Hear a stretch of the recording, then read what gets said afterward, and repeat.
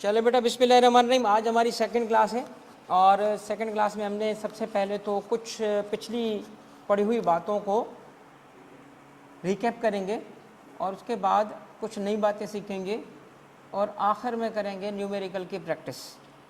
Are you ready? Are you ready? देखते हैं कितना रेडी है। हाँ भाई, ऑनलाइन वालों बताओ, are you fully ready? Fully नहीं, फुल्ली रेडी नहीं है। चलो भाई बताओ, जल्दी जल्दी बताएं। अच्छा, सबसे पहले तो आपको सबको एक डॉक्यूमेंट मैंने शेयर किया था ग्रुप में। यही डॉक्यूमेंट आपके पास अगर ग्रुप में नहीं है तो प्लीज़ मेक श्योर कि ये डॉक्यूमेंट आपके पास होगा। ये बहुत इंपॉर्टेंट है आपके लिए आज। और आज जब आप क्लास से निकलेंगे ना, this is just the second class, मगर तुम फील ये करोगे कि अब तुम्हें इनकम टैक्स आ चुका है। और जो मैं पिछली क्लास में बता रहा था ना कि अब्बा का आप टैक्स रिटर्न अब बनाने का सोच सकते हो। ओके, अब आप सोच सकते हो कि आप भी टैक्स एडवाइज़र बन चुके हो। तो स्टार्टिंग है इस जर्नी में, इंशाल्लाह बहुत कुछ सीखोगे। अच्छा बच्चों, सबसे पहले तो हम क्या स्टडी करेंगे? सबसे पहले तो हम थोड़ा सा कोर्स पहले जो पढ़ा था उसको करते हैं और उसके बाद हम आगे जाते हैं। सही है भाई? क्या टैक्स को नचाएं? सब्जेक्ट को टैक्स को नहीं, सब्जेक्ट को, टैक्सेशन KF2 को नचाएं या खुद नाचें? ये दोनों काम करते हैं। चले भाई, खुद भी नाचते हैं और सब्जेक्ट को भी नचाते हैं। ओके मेरे बच्चों, सबसे पहले आपकी मुझे चाहिए टोटल तवज्जा। ओके, आप तवज्जा करें, इंशाल्लाह आपको ये सब्जेक्ट बोर नहीं करेगा। और नंबर 2, ये सब्जेक्ट आपको थोड़ा सा टेक्निकली ये ज़रा कॉम्प्लेक्स सब्जेक्ट भी है और बच्चों को बोर भी कर सकता है, बट इंशाल्लाह आपको मेरी क्लास में बोरियत भी नहीं होगी और आपको ये सब्जेक्ट समझ भी आएगा कि किस तरीके से लेके चलना है। फर्स्ट क्लास जिस बच्चे ने नहीं देखी वो लाजमन फर्स्ट क्लास को अटेंड करेगा ताकि उसको पता चल जाए कि अब हम कैसे उसको लेके चल रहे हैं। फर्स्ट क्लास की जो स्ट्रेटजी की बातें थी वो मैं रिपीट नहीं करूँगा। फर्स्ट क्लास आज भी रेलेवेंट है आपके लिए, मगर कुछ लर्निंग के पॉइंट्स थे वो मैं रिपीट कर रहा हूँ ताकि आज जो बच्चा पहली दफ़ा क्लास देख रहा है उसकी भी लर्निंग हो जाए और थोड़ा सा आगे लेके जाएं। और आपके पास, सबके पास ना रजिस्टर ओपन होने चाहिए। रजिस्टर इसलिए ओपन होने चाहिए कि मैं आपको 50% आज मैं काम करूंगा, रिमेनिंग 50% आप काम करोगे। तो आपको मैंने दौड़ाना है आज, ठीक है, काम कराना है आज, ताकि आप बोलो कि हाँ जी मुझे टैक्स आता है। आज आप बोल सकते हो कि आपको टैक्स आता है। चले बेटा, सबसे पहले तो आए कुछ लर्निंग का काम करते हैं। क्लियर है बेटा? स्क्रीन में सब ठीक है, आपको नज़र आ रहा है? ऑनलाइन वालों बेटा सब क्लियर है? चले बेटा, सबसे पहले बिस्मिल्लाह करते हैं। भाई टैक्स सीज़न आ चुका है। टैक्स सीज़न पाकिस्तान में आता है सितंबर में। आपके मैसेजेस अगर SMS चेक करेंगे आपको भी टैक्स मैसेज आया होगा। आया है आपको टैक्स मैसेज? क्या टैक्स मैसेज आया? कल से बच्चे मुझे मैसेज पे मैसेज भेज रहे हैं कि सर ये हमें मैसेज क्यों आ रहा है। क्या मैसेज आया है FBR की तरफ से आप सबको? रिटर्न फाइल करना। तो it's a tax season right now Pakistan में, it's a tax season. Return file करो। एक बच्चे ने मुझे मैसेज करके और पूछा कि सर ये आपने मुझे मैसेज क्यों भेजा है, एज इफ ओ भाई मैं FBR में कमिश्नर हूँ, मैंने नहीं भेजा। ये सिस्टम बेस्ड मैसेज है जो सबको जा रहा है ताकि टैक्स पेयर्स रिटर्न फाइल करें। तो इट्स टैक्स सीज़न। अब FBR क्या छीनना चाहता है? पैसे, टैक्स लेना चाहता है। Okay, let's define tax. आपको याद है हमने टैक्स को डिफाइन किया हुआ ऑलरेडी। 5 पॉइंट मेरे बच्चों आपको पता होने चाहिए टैक्स के बारे में। सबसे पहला पॉइंट आपको पता होना चाहिए, कौन सा? पहला पॉइंट बेटा आपको पता होना चाहिए ये कि टैक्स एक कंपलसरी पेमेंट है। वही बात है जो मैंने बताई थी आपको, लर्निंग हो चुकी है आपकी। इसका मतलब कंपलसरी पेमेंट, ये एक फाइनेंशियल चार्ज है, पैसे की चार्ज है, ठीक है बच्चों? तो आपको ये कंपलसरी पेमेंट करनी पड़ती है। पहला पॉइंट था कंपलसरी पेमेंट। ओके, सेकंड बात क्या थी? सेकंड बात है कि ये सब लोग नहीं पे करते, कुछ लोग पे करेंगे जिस पे वो टैक्स लगाया गया होगा और उसको हम कहते हैं tax payers, certain persons. Clear है मेरे बच्चों? उसके बाद नंबर 3 क्या है? सर जी ये गवर्नमेंट कलेक्ट करेगी। ओके, और चौथा पॉइंट मैंने आपको बताया था अंडर लॉ। आज मैं एक पॉइंट ऐड कर रहा हूँ इसमें। ये टैक्स कलेक्ट होता ही क्यों है ये मैं बताया था, बट ऐसा गिना नहीं था। 5वां पॉइंट नहीं गिना था, आज मैं उसको ऐड कर रहा हूँ। 5वां पॉइंट क्या है? क्यों टैक्स कलेक्ट होता है? ताकि क्या हो सके? ताकि हो सके गवर्नमेंट एक्सपेंडिचर की फंडिंग, गवर्नमेंट के एक्सपेंडिचर की फंडिंग और पब्लिक पे खर्चा हो सके, पब्लिक के लिए ये टैक्स कलेक्ट होता है। तो क्या ये 5 पॉइंट्स आपको याद हो गए? याद हो गए? गिनवाएं। Number 1 compulsory. Number 2, certain person, citizen नहीं बोलना, पर्सन क्यों, क्योंकि इसमें कंपनी और पार्टनरशिप्स ये भी शामिल होंगे, तो पर्सनल लीगल कॉन्सेप्ट पढ़ेंगे हम इसको। उसके बाद गवर्नमेंट कलेक्ट करेगी, तो जो रास्ते में आते जाते बाइक पे आते हैं और बोलते हैं दे दे, और हम कहते हैं ले ले, तो वो बंदा जो, वो भी तो कंपलसरी पेमेंट है ना, बट वो टैक्स नहीं है क्योंकि गवर्नमेंट कलेक्ट नहीं कर रही। आखिरी क्या है, under law. Okay, under law. और फिर ये टैक्स कलेक्ट क्यों हो रहा है, गवर्नमेंट अपने एक्सपेंडिचर को और लोगों पे पब्लिक एक्सपेंडिचर के लिए आ रहा है। ये आपको स्लाइड्स भी मिल जाएंगी, मगर फिर भी नोटिंग करते रहें ताकि आप घर जाके अपने पॉइंट्स को रिवाइज कर सकें। ठीक है बच्चों। आए बेटा, सेकंड पॉइंट मैंने आपको कल ही बताया था, और क्या कहा था कि टैक्स के लिए कानून का होना जरूरी है, लॉ का होना जरूरी है। अभी अभी हमने पढ़ा ना कि टैक्स लग ही नहीं सकता जब तक के कोई लॉ मौजूद ना हो। इसका मतलब अगर मैं नियत करूंगा टैक्स लगाने की, नियत की मैंने टैक्स लगाने की, तो नियत से पहले क्या करना पड़ेगा, लॉ बनाना पड़ेगा। लॉ बनाए बगैर टैक्स नहीं लग सकता। अब ये बात कहाँ लिखी है, वाह, आर्टिकल सामने भी लिखा है 77 कॉन्स्टिट्यूशन ऑफ पाकिस्तान में लिखी है। कॉन्स्टिट्यूशन ऑफ पाकिस्तान ने भाई एक लिमिटेशन लगा दी कि टैक्स लग ही नहीं सकता जब तक के कोई लॉ ना हो। इसका मतलब टैक्स लगाने से पहले लॉ लाना पड़ेगा जो टैक्स लगाएगा। क्लियर। अब हम देखना चाहते हैं पाकिस्तान में कौन सा टैक्स है भाई, बोलो। इनकम टैक्स, सामने लिखा इनकम टैक्स को, तो इनकम टैक्स किसी लॉ के तहत लगा होगा। ये लॉ है इनकम टैक्स, ये है। हाँ, मैंने बताया था ना, हम कभी गुस्से में आते हैं, ये मारते हैं। ओके, ये इतना हैवी है। तो इनकम टैक्स का लॉ, इनकम टैक्स क्या कहलाता है, क्या कहलाता है, बताओ भाई, ऑनलाइन बताओ क्या कहलाता है। इनकम टैक्स का लॉ इनकम टैक्स ऑर्डिनेंस कहलाता है, इनकम टैक्स ऑर्डिनेंस 2001। ओके, अच्छा जी, और भी तो लॉज हैं, और भी तो टैक्सेस हैं। कौन सा, ये दो हम पढ़ेंगे, सेल्स टैक्स एक्ट 1990, ये दो हमारे कोर्स में, बाकी हमारे कोर्स में नहीं है, मगर देख तो ले, देखने में क्या हर्ज है। ओके, तो एक और टैक्स भी हमारे मुल्क में जिसको हम क्या कहते हैं, एक्साइज ड्यूटी। सर जी इसका कौन सा कानून है, फेडरल एक्साइज एक्ट 2005। और क्या है, एक और भी टैक्स है, कौन सा, कस्टम्स ड्यूटी। और बताएं इसका कानून कौन सा है, कस्टम्स ड्यूटी एक्ट 1960। तो पाकिस्तान के 4 बड़े, ये देख रहे हो 4, अगर 5वां होता ना तो लानत हो जाती। बच गए हैं। तो 4 बड़े टैक्स कौन से हैं बोलो, income tax, sales tax, excise duty. और एक्साइज ड्यूटी को हम सादा वे में एफईडी भी बोलते हैं। FED means federal excise duty. Clear है मेरे बच्चों, आगे बढ़ें। अच्छा जी, अब हमने समझना है कुछ नई बातें। अब आगे की कुछ बातें हैं, नई बातें। कानून बनता कैसे, इंप्लीमेंट कैसे होता है, और मसले कैसे हल होती हैं। अब थोड़ी तवज्जो करना, हम लॉ को इंशाल्लाह नचाएंगे। देखना, सबसे पहली बात, लॉ मेकिंग बॉडी कोई होगी जो कानून बनाएगी, फिर लॉ इन्फोर्सिंग बॉडी जो उसको इन्फोर्स करेगी। अब जब सिटीजन पे लॉ इन्फोर्स होगा तो डिस्प्यूट्स भी होंगे, उसको रिजॉल्व करने के लिए कोई रिजॉल्विंग बॉडी भी होगी। पुराने दौर में ये तीनों पावर्स एक ही बंदे में फिट हो जाते थे और उसको कहते थे किंग। और इसीलिए किंग से जब बात करते थे उस दौर में, तो पहले उससे वादा लेते थे कि बात बुरी लगे तो मारोगी नहीं। तो उससे पहले वादा पता है किसे लेते थे, जान की अमान पाऊं तो अर्ज करूं, जान की अमान पाऊं। तो वो कहता था बोलो, इसका मतलब मैंने अब तुम्हें वादा किया है, मारूंगा नहीं। क्योंकि पता है उसको बुरा, आपको पता है एक फ्रेज है इंग्लिश में, kill the messenger. Kill the messenger का क्या मतलब है, एक बंदा आया, उसने बात की, फलां किंग ने आपको ये मैसेज भेजा है, कहता है अच्छा इसका सर उड़ा दो। सर उड़ा के उसको वापस भेज देते थे, ये ले तेरे मैसेंजर को हमने मार के भेजा है, अब तुझे मारेंगे।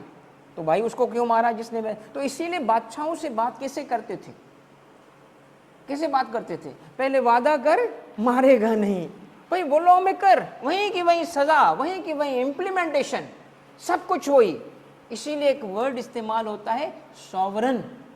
सॉवरन, सॉवरन का मतलब है ऑल पावरफुल, जिसपे कोई लिमिट ना हो। तो बादशाहों के लिए सॉवरन इस्तेमाल होता है। हम मुल्ला हैं, मुल्ला मुसलमान है ना, मुसलमान सारा मुल्ला है, चाहे वो शक्ल का मुल्ला हो कि ना हो, अमल का मुल्ला होगा नहीं, दिल का मुल्ला होगा। क्या बोलते हैं हम, सॉवरन सिर्फ एक है अल्लाह, हम किसी और को सॉवरन नहीं मानते भाई। ये मौलाना तारिक तुनियो जो है ना यही बात करता है, भाई हम अल्लाह को सॉवरन मानते हैं, बट बहरहाल ये जो सॉवरन कहा जाता था वो इसीलिए कहा जाता था, सॉवरेनिटी की जो बात की जाती थी क्योंकि उसकी सारी पावर एक ही बंदे के पास होती थी। क्लियर हो गई बात? चलें अब बताएं लॉ मेकिंग बॉडी पाकिस्तान में कौन सी है, कौन कानून बनाए? हाँ फेडरल, कौन कानून बनाता है बोलो? पार्लियामेंट। पार्लियामेंट ने लॉ बनाया। अब लॉ बनाने वाली बॉडी उसको इन्फोर्स नहीं करेगी, इन्फोर्स करने के लिए चाहिए एक और, इन्फोर्समेंट करने के लिए चाहिए जिसको हम क्या बोलते हैं, गवर्नमेंट या एग्जीक्यूटिव भी उसको बोलते हैं। अब गवर्नमेंट में एक इदारा है जिसका नाम है एफबीआर। एफबीआर क्या? एफबीआर, एफबीआर का मतलब क्या है बोलो? Federal board of revenue. ये गवर्नमेंट का डिपार्टमेंट है और ये इस काम के लिए रखा गया है कि टैक्स लॉस को इन्फोर्स करे। आपने अभी भी जो टैक्स लॉ देखे ना 4, उसको इन्फोर्स करने का इदारा गवर्नमेंट का एफबीआर है। अब एफबीआर जब नोटिस देगा, ऑर्डर पास करेगा, टैक्स छीनेगा, टैक्स लगाएगा, तो लोग कहेंगे कि गलत टैक्स लगा रहे हो, कानून में ऐसा नहीं लिखा। जिसको तुम बोल रहे हो घोड़ा, वो घोड़ा नहीं गधा है, ये चेक तो कर, 4 टांगे देख के तूने इसको घोड़ा बोल दिया, घोड़ा थोड़ी गधा लिखा है। वो कहेगा नहीं ये तो घोड़ा है, तो झगड़ा हो गया। फैसला कौन करेगा, घोड़ा की गधा? कौन करेगा? उसको कहते हैं सर जी इंटरप्रिटेशन का काम। कानून में लिखा क्या है मतलब बताने का काम, और वो फैसला कौन करता है बताओ बच्चों? जुडिशरी। अब मैं आपसे पूछता हूं पिलर्स ऑफ स्टेट कितने हैं? जिनको मिलाएंगे तो स्टेट बन जाएगी। पिलर्स ऑफ स्टेट का मतलब क्या है? स्टेट के 4 कंपोनेंट्स वो मिलके स्टेट बनती है। 4 पिलर्स जिसपे ये मुल्क खड़ा है, जिसपे ये स्टेट खड़ी है, वो कौन से पिलर्स हैं बताएं? Number 1 parliament, number 2 government, number 3 judiciary. अब मुझे काम भी बताएं, काम बताएं। पार्लियामेंट का काम क्या है? Law making. गवर्नमेंट का काम क्या है? एनफोर्समेंट। और जुडिशरी का काम क्या है? इंटरप्रेटेशन। इंटरप्रिटेशन का क्या मतलब है? फैसला करना कि मतलब क्या था, क्योंकि गवर्नमेंट अलग मतलब निकाल रही है, सिटीजन अलग मतलब निकाल रहा है, तो फैसला कौन करेगा? जुडिशरी। बात समझ आई? क्या एग्जाम्पल लें? आ जाओ बेटा एक एग्जाम्पल लेते हैं। जरा ये इलस्ट्रेशन देखें, ये है पार्लियामेंट बिल्डिंग। इसने बनाया है एक कानून जिसका नाम है इनकम टैक्स ऑर्डिनेंस 2001, और उस इनकम टैक्स ऑर्डिनेंस 2001 ने ये काम किया। जरा तवज्जो से पढ़ें क्या लिखा है। उसने इम्पोज किया है, इस ऑर्डिनेंस ने, इस कानून ने जो पार्लियामेंट ने बनाया, क्या किया है? इम्पोज। क्या इम्पोज किया? इनकम टैक्स इम्पोज किया है। किस पे? Among so many other things, बहुत सारी चीजों को उसने टैक्स किया है। अमंग अदर थिंग्स उसने बेनिफिट्स को टैक्स किया है। कौन से बेनिफिट्स? सर जी वो बेनिफिट्स जो एम्प्लॉय रिसीव करता है। कहां से? इन अदर वर्ड्स एम्प्लॉयर से मिलने वाले बेनिफिट्स को टैक्स किया गया है और सैलरी बोला गया है। करेक्ट? ये इसमें लिखा है। किसने बनाया ये कानून? किसने बनाया ये कानून? पार्लियामेंट ने ना। पार्लियामेंट ने कानून बनाया और कानून ने क्या कहा? बेनिफिट्स पे टैक्स लगेगा। कौन से बेनिफिट? जो एम्प्लॉयर एम्प्लॉय रिलेशनशिप में होगा। कौन दे रहा है? एम्प्लॉयर। किससे? एम्प्लॉय को। क्यों? एम्प्लॉयमेंट की वजह से। अब होता क्या है? होता ये इवेंट होता है। इवेंट क्या है? एक एम्प्लॉयर अपने एम्प्लॉय को गिफ्ट देता है। अब प्यार मोहब्बत की बातें, गिफ्ट तो देना चाहिए ना, मोहब्बत बढ़ती है इससे। उसने कहा मेरा शहजादा एम्प्लॉय ये ले गिफ्ट। बीच में आ गई जालिम दुनिया। ये जालिम दुनिया एफबीआर। एफबीआर ने क्या बोला? हमारे कानून के तहत इस पे भी टैक्स लगेगा है। तो उसने बोला ये क्या बात हुई? ये इधर प्यार मोहब्बत की बातें और तू टैक्स की बातें, ऐसे तो नहीं चलेगा। अब क्या हुआ? एफबीआर ने इसको बना दिया। ये एफबीआर की बिल्डिंग है इस्लामाबाद वाली। एफबीआर ने क्या किया? इसको बना दिया सैलरी और कर दिया इसको टैक्स। अब वो बेचारा सिटीजन इससे एग्री नहीं करता। क्या कहता है? ये सैलरी नहीं है। एफबीआर कहता है कानून में लिखा है। अब मसला आ गया इसकी इंटरप्रिटेशन का। बनाया किसने?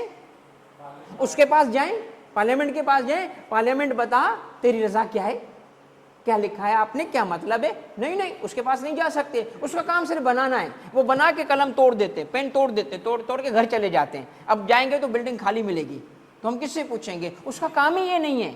जब डिस्प्यूट आ जाए किसके दरमियान? गवर्नमेंट और सिटीजन जिस पे लॉ इंप्लीमेंट हुआ, tax payers and government, government का मतलब एफबीआर जो उसको लॉ इन्फोर्स कर रहे हैं, और दूसरी तरफ सिटीजन्स यानी टैक्स पेयर्स। डिस्प्यूट आ गया, किसके पास जाएंगे? जुडिशरी। हम चाहेंगे अब सर जी जुडिशरी के पास, और जुडिशरी से हमने कहना है कि बताओ कि अगर गिफ्ट मिले तो क्या ये भी उस कानून के तहत सैलरी में आएगा या नहीं आएगा? जो एफबीआर बोल रहा है आएगा, सिटीजन बोल रहा है नहीं आएगा, तो जुडिशरी फिर इसका क्या करेगी बताओ? फाइनल फैसला। और जुडिशरी ने कहा, क्या कहा? जुडिशरी ने कहा हाँ ये आएगा तो फिर टैक्स लग जाएगा, और जुडिशरी अगर कहे नहीं आएगा तो टैक्स नहीं लगेगा। तो आपको जो मैंने अभी अभी 3 पिलर बताए उसकी इलस्ट्रेशन भी दे दी। पिलर नंबर 1 क्या है? पार्लियामेंट क्या करती है? कानून। दूसरा पिलर कौन सा है? क्या है इसका काम? Law enforce. और तीसरा क्या काम है इसका? समझ आ गए बेटा? तो इसका मतलब ये हुआ कि हमें इन तीनों पिलर्स को अगर इम्प्लीमेंट करते हैं तो पूरी स्टेट बनती है, राइट? मगर इसमें एक नंबर 1 पिलर सबसे इंपॉर्टेंट है जो लॉ मेकिंग का है। लॉ मेकिंग को हमने क्या नाम दिया था? पार्लियामेंट। इसके 2 हाउसेस हैं पाकिस्तान में, 2 houses bicameral, lower house, upper house. Lower house को क्या कहते हैं? National assembly. अपर हाउस को क्या कहते हैं? सेनेट। अब लॉ कैसे बनता है ये प्रोसेस भी सीख लो भाई। लॉ कैसे बनता है? सबसे पहले लॉ ओरिजिनेट होता है बिल की फॉर्म में, प्रपोज लॉ। नेशनल असेंबली में बिल पेश हुआ, पास होकर सेनेट के पास चला गया, लोअर हाउस में ओरिजिनेट हुआ, पास होकर अपर हाउस में चला गया, अपर हाउस ने भी पास कर दिया, क्या कानून बन जाएगा? नहीं नहीं, एक और भी जगह इसको जाना पड़ेगा, और वो क्या है? President of Pakistan. उसके पास की बिल पेश किया जाएगा, दोनों हाउसेस से पास होने के बाद अगर वो भी उसको साइन कर दे तो अब वो बन जाता है क्या? बोलो क्या बन जाता है? एक्ट ऑफ पार्लियामेंट, कानून बन गया। इसका मतलब है प्रपोज लॉ। क्या? प्रपोज, अभी बना नहीं, प्रपोज है, लॉ बनाना चाहते हैं क्योंकि असेंबली में उसको पेश किया गया है, उसका नाम क्या है? बिल। क्या कहते हैं उसको? बिल। लिखा आपने? क्यों नहीं लिखा? लिखो लिखो। प्रपोज्ड लॉ, प्रपोज्ड लॉ कहलाता है सर जी बिल। प्रपोज्ड लॉ को कहते हैं बिल। और जब वो लॉ क्या हो जाए? पास हो जाए, ठीक है, कहां कहां से पास हो जाए? हर जगह से पास हो जाए, तो क्या कहलाता है सर? सर वो कहलाता है act of parliament. Act of parliament, या सिंपली उसको कहते हैं एक्ट। सेल्स टैक्स, क्या कहा था हमने उसको? सेल्स टैक्स एक्ट कहते हैं। Act means law, permanent law. Okay, law की 2 फॉर्म्स होती हैं। नॉर्मली परमानेंट लॉ एक्ट की फॉर्म में होता है, मगर लॉ ऑर्डिनेंस की फॉर्म में भी हो सकता है। ये आज भी सीखेंगे आप सारी चीजें। तो आपने लॉ एक्ट वाला भी पढ़ना है, ऑर्डिनेंस वाला भी पढ़ना है, क्योंकि इनकम टैक्स क्या है? ऑर्डिनेंस।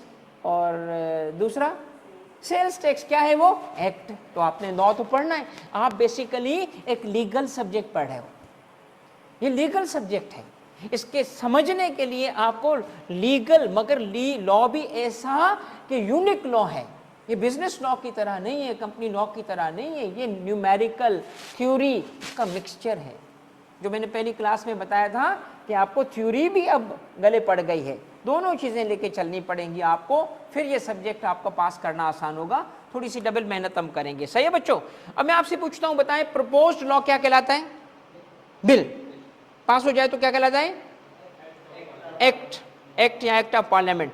अब पास होने की स्टेजेस बताएं। नंबर 1 नेशनल असेंबली में बिल पेश हुआ, नंबर 2 सेनेट में गया, नंबर 3 प्रेसिडेंट के पास गया। तीनों ने कहा यस यस यस, मतलब 3 दफा क्या बोला तूने? हाँ, तो क्या हो गया? कबूल है, कबूल है और कबूल है, तो जलालत शुरू, है ना भाई? तो कानून बन गया भाई। ऑनलाइन ठीक है बच्चों, समझ आ गया आपको लॉ कैसे बनता है? अब मगर जरूरी नहीं है कि शुरुआत नेशनल असेंबली में हो। क्यों? क्योंकि ये भी हो सकता है कि बिल कहां पेश हो? सेनेट में।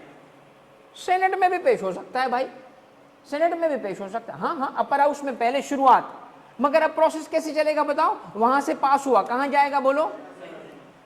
नेशनल असेंबली में जाएगा, और वहां से पास हो गया तो फिर वो प्रेसिडेंट के पास जाएगा, और प्रेसिडेंट ने भी साइन कर दिया तो फिर बन गया। क्या बन गया भाई? Act of parliament. प्रोसेस समझ आ गया? लॉ मेकिंग समझ आ गई? तो कैसे कानून बनाएंगे? पहले तो मुझे ये बताओ, टेक्स्ट की डेफिनेशन, सारी चीजें कनेक्ट कर रहा हूं आज, सारी टेक्स्ट की डेफिनेशन में एक रिक्वायरमेंट थी अंडर अ लॉ, लॉ होना जरूरी है। जो कॉन्स्टिट्यूशन ने कहा है कि लॉ होगा तो टैक्स लग सकता है, हमने कहा टैक्स लगाने के लिए लॉ चाहिए। अब लॉ बनाने का प्रोसेस सीख लिया हमने कि अपर हाउस, लोअर हाउस, कहीं पे भी शुरुआत होगी, दूसरे हाउस में जाएगा, प्रेसिडेंट साइन करेगा, बन जाएगा क्या? वो लॉ। अब पाकिस्तान के कॉन्स्टिट्यूशन में एक और बात लिखी है बच्चों, ऑनलाइन वालों सारी क्लियर है भाई? पाकिस्तान के कॉन्स्टिट्यूशन में एक बात क्या लिखी है कि अगर इमरजेंसी हो और असेंबली अवेलेबल ना हो, क्यों अवेलेबल ना हो? क्योंकि वो लोग अपने अपने हलकों में हैं, अपने अपने शहरों में हैं, जमा करेंगे तो टाइम लग जाएगा, और इमरजेंसी ऐसी के फौरी लॉ बनाना है। तो कॉन्स्टिट्यूशन ने कहा इसका भी हल है हमारे पास, फौरी कानून साजी करनी है, इमरजेंसी की सिचुएशन है। पाकिस्तान में एक और भी रीजन बनती है, असेंबली है ही नहीं, डिसॉल्व, गायब, क्योंकि टेक ओवर कर लिया फरिश्तों ने। तो इसका मतलब क्या है कि अगर आपके पास असेंबली है ही नहीं तो मुल्क को कानून कौन दे भाई? कोई तो कानून बनाए ना, जरूरत है कानून बनाने की तो कोई तो कानून बनाए। तो अगर असेंबली ना हो किसी भी वजह से, तो उस केस में कानून बनाता है कौन? President of Pakistan. ओके, और उस कानून को हम कहते हैं ऑर्डिनेंस। फर्क समझ आ गया? अब प्रेसिडेंट क्यों बनाता है भाई? यार लॉ मेकिंग का वो हिस्सा है ना, तीसरा नंबर उसी का था ना, नेशनल असेंबली, सेनेट, और तीसरा कौन था? प्रेसिडेंट। नेशनल असेंबली में, सेनेट में नहीं है, नहीं है तो कौन है? प्रेसिडेंट। प्रेसिडेंट बना रहा है ना, मगर उसको कहेंगे क्या? तो आपको समझ आ गई इसको क्या बोलते हैं हम? क्यों? प्रेसिडेंट। कब बना?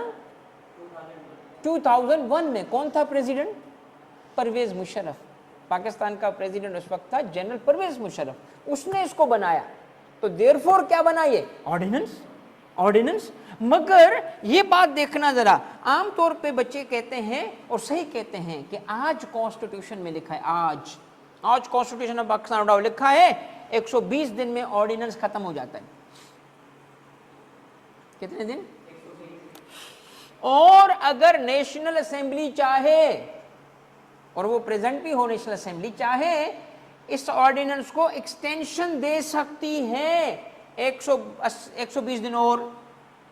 इसका मतलब है किसी भी सूरत में ऑर्डिनेंस 240 दिन से आगे निष्ठा बढ़ नहीं सकता। तो ये कौन सा ऑर्डिनेंस है जो 2001 से लेके अभी तक चला आ रहा है? ये तो कुछ तो गड़बड़ है दया, कुछ तो इधर गड़बड़ है। कानून में लिखा है, कॉन्स्टिट्यूशन में लिखा है भाई ऑर्डिनेंस 120 दिन चलेगा। कॉन्स्टिट्यूशन में लिखा है कि उसे एक्सटेंड करने का काम 120 दिन का नेशनल असेंबली कर सकती है, और ये ऐसा शहजादा ऑर्डिनेंस है कि 2001 से चला रहे, 24 साल हो गए इसको, इसके 120 दिन गुजर ही नहीं रहे। तो कुछ तो गड़बड़ है ना। अब वो समझाता हूं क्या गड़बड़ है। देखो, अगर कोई कॉन्स्टिट्यूशन के हिसाब से बातें चल रही हैं बेटा, अगर कोई ऑर्डिनेंस इशू हुआ, कितने दिन चला? 120 दिन। एक्सटेंशन हुई, किसने की? नेशनल असेंबली ने। कितने दिन? 120 दिन, बस। ऐसा है ना? नहीं, मगर वो परमानेंट लॉ बन सकता है, मगर उसको परमानेंट लॉ बनाने का तरीका भी तो है। सुने तरीका, उसी ऑर्डिनेंस को बिल की फॉर्म में पेश किया जाएगा। बिल क्या था? लिखवाया था मैंने। बिल क्या है? बिल क्या है? Proposed law. उसी ऑर्डिनेंस को जो 120 दिन, अनदर 120 दिन अब खत्म होने जा रहा है, तो क्या करेंगे? उस बिल को, उसको पेश करेंगे असेंबली के सामने, भाई इसको परमानेंट करो। अब वो ऑर्डिनेंस क्या कहलाएगा? बिल। बिल, क्योंकि परमानेंट होने के लिए उसको एक्ट बनना पड़ेगा, और एक्ट बनने के लिए उसको बिल में आना पड़ेगा। बिल बना, आगे क्या होगा बताओ? वो बिल पास होगा कहाँ? National assembly. फिर कहाँ से पास होगा? फिर क्या होगा? अब बन गया क्या? अब क्या बन गया? एक्ट ऑफ पार्लियामेंट बन गया ना, परमानेंट बन गया ना, परमानेंट, है ना? लग रहा है ना ऐसे ही ये बना होगा, लग रहा है ना, लग रहा है ना ऐसे एक्ट ऑफ पार्लियामेंट ये बना होगा, तभी तो चल रहा है, तभी तो चल रहा है 2001 से लेके। आपको लग रहा है ना ऐसे ऐसे होगा? नहीं, ऐसे नहीं हुआ, ऐसे नहीं हुआ। इनकम टैक्स ऑर्डिनेंस ने ये रास्ता नहीं अपनाया। क्या बात हुई भाई? ये कॉन्स्टिट्यूशन में लिखी है बातें, कॉन्स्टिट्यूशन कह रहा है। क्या कह रहा है? ऑर्डिनेंस टेम्पररी लॉ है, एक्ट परमानेंट लॉ है। एक्ट बनने के लिए एक प्रोसीजर गिवन है, बिल पेश करो नेशनल असेंबली में, पास कराओ उसको नेशनल असेंबली से, ले जाओ सेनेट में, पास कराओ सेनेट से, ले जाओ प्रेसिडेंट के पास, कराओ उससे पास, साइन करा लो, अब बन चुका है वो एक्ट, परमानेंट लॉ है ये। ऑर्डिनेंस 120 दिन, एक्सटेंशन 120 दिन, जा ही नहीं सकता उससे। हाँ, उसको परमानेंट करना चाहते हो, बिल की फॉर्म में लाओ, करो उसको एक्ट में कन्वर्ट, अब परमानेंट बन जाएगा। मगर ये इनकम टैक्स ऑर्डिनेंस पता नहीं क्या चीज है, क्या कौन सी चीज है ना, ये इस रास्ते से भी नहीं बना, तो अभी कैसे चल रहा है यार? मैं तो इसको फिर ये बोलूं ना, जो हबीब जालिब ने बोली थी। हबीब जालिब एक बहुत बड़ा शायर था, कहता ऐसे वो उसने कॉन्स्टिट्यूशन बनाया गया था पुराने दौर में, किसी जनरल अयूब के दौर में, तो उसने शायरी लिखी थी, ऐसे दस्तूर को सुबह बेनूर को मैं नहीं मानता, मैं नहीं मानता। तो हम क्या बोले? ऐसे ऑर्डिनेंस को, ऐसे टैक्स के कानून को मैं नहीं मानता, मैं नहीं मानता, बोले ना? नहीं बोल सकते, क्योंकि ये भी आज भी वैलिड लॉ है। सर कैसे बना? वो तो रास्ता अपनाया ही नहीं इसने। सुने अब मेरी बात, ये मैं आपको क्या बोलूं, छोटा सा इंसान हूं, कोई क्लेम नहीं करूंगा, मगर जज्बाती होकर कभी क्लेम करूं ना, ये कोई नहीं पढ़ाता जो बातें मैं पढ़ा रहा हूं आपको। फाउंडेशन बनानी है मैंने आपकी टैक्स की, ताकि सॉलिड कॉन्सेप्ट के साथ जाओ। और इस दफा कॉन्सेप्ट की तुम्हें ज्यादा जरूरत है, क्योंकि केस स्टडी में जब नंबर आएंगे ना तो मेरी याद आएगी तुम्हें, उसकी नहीं मेरी। समझ गए? तो अब आपको समझना क्या है कबीर, ये देख बेटा कहानी कैसे बना income tax ordinance permanent law. सबसे पहले जनरल परवेज मुशर्रफ हुकूमत संभालते 12 अक्टूबर 99 पे, और इनकम टैक्स ऑर्डिनेंस प्रोमलगेट करते हैं 13 सितंबर 2001 पे। फिर एक वो काम करते हैं, क्या काम करते हैं? 31 दिसंबर में कॉन्स्टिट्यूशन के अंदर एक आर्टिकल ऐड कर देते हैं कॉन्स्टिट्यूशन में। अभी अभी जो मैंने बात बताई वो भी तो कॉन्स्टिट्यूशन में लिखी थी ना। क्या लिखी थी? अगर ऑर्डिनेंस परमानेंट होगा, इस रास्ते से आएगा। उसी कॉन्स्टिट्यूशन में परवेज मुशर्रफ ने एक आर्टिकल ऐड कर दिया, और उस आर्टिकल में क्या लिखा? कहा एक आर्टिकल कॉन्स्टिट्यूशन का 270 validation and affirmation of law, ये बात लिख दी उसने।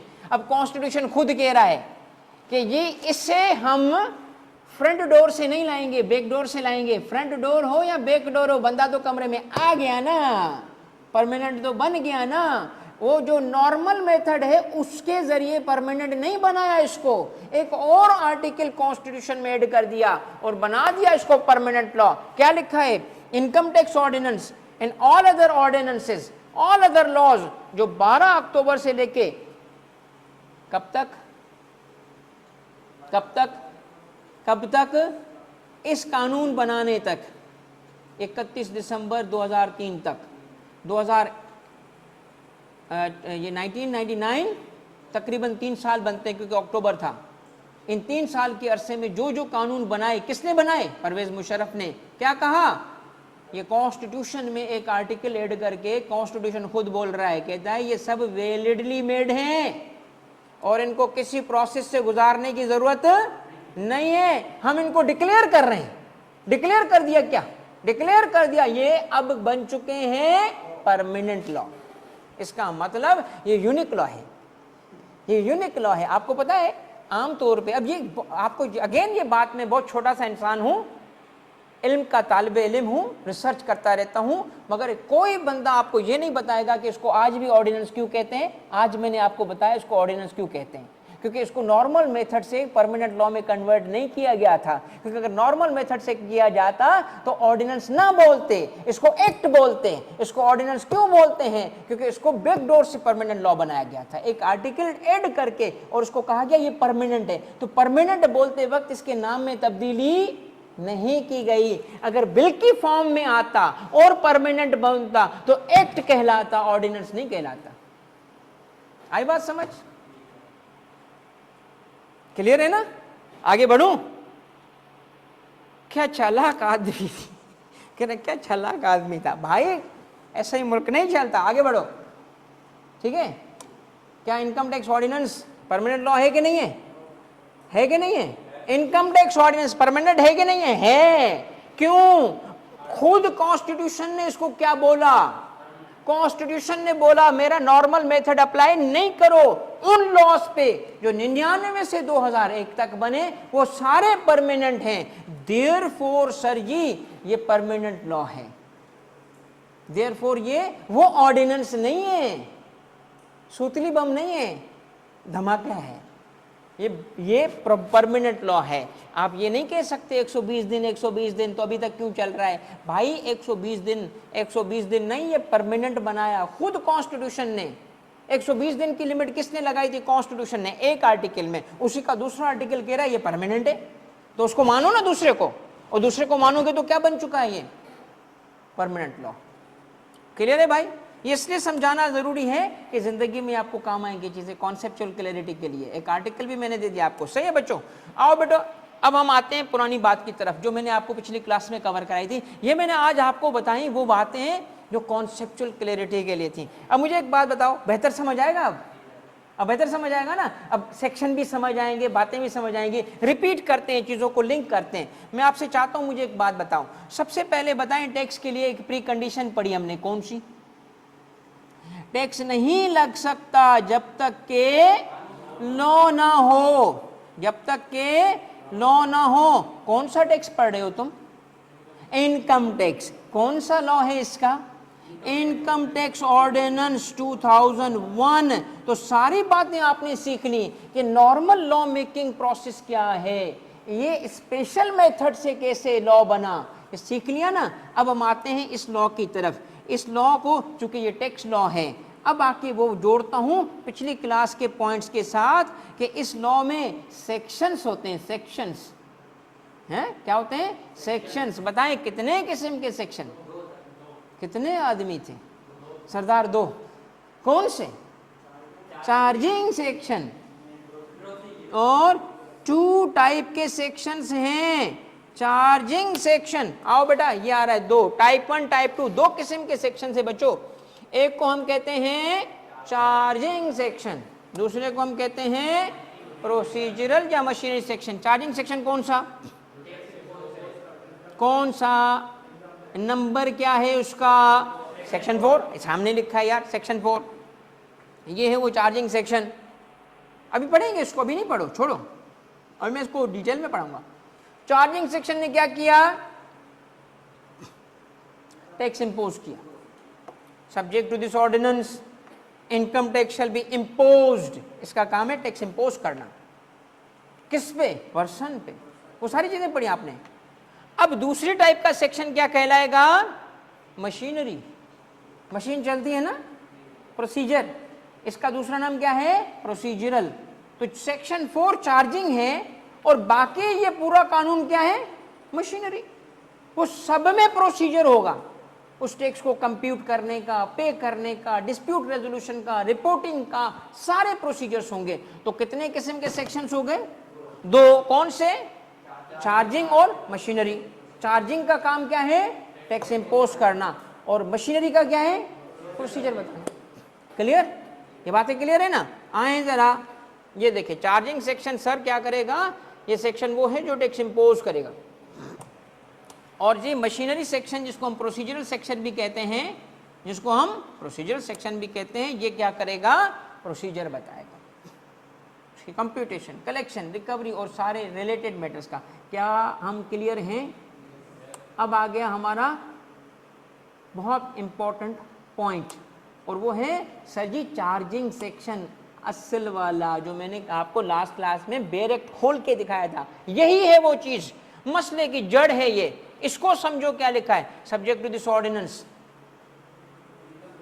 Income tax. कौन सा tax? Income tax shall be imposed किस पे? For each year at the rate or rates. कौन से रेट्स? जो division 1 division 2 part 1 first schedule में गिवन है, डिवीजन 1 डिवीजन 2 पार्ट आखिर में जहाँ पे सेक्शन एंड होगा ना उधर शेड्यूल होते हैं, शेड्यूल्स। इसका मतलब पहले सेक्शंस होंगे, फिर शेड्यूल 1 शेड्यूल 2 शेड्यूल 3, उसमें डिवीजन 1 वहाँ गिवन है। यानी सारे रेट एक जगह जमा कर दिए ताकि देखना आसान हो।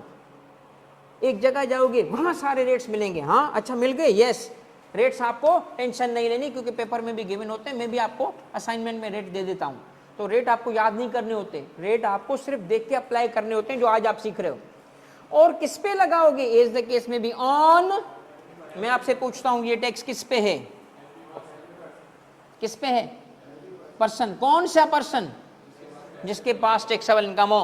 क्या आप अब मुझे बता सकते हो ये बात कि इनकम टैक्स के की कॉन्सेप्ट्स में से एक टैक्स ईयर का कॉन्सेप्ट है, करेक्ट?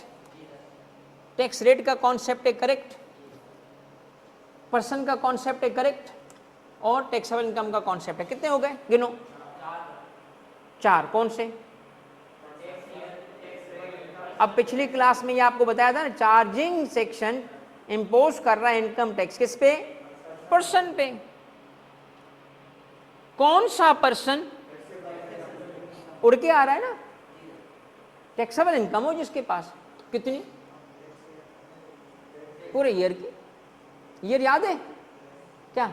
जुलाई टू जून, 30 जून नॉर्मल टैक्स ईयर। अब लायबिलिटी कैसे पता चलेगी? रेट लगाएंगे किस पे?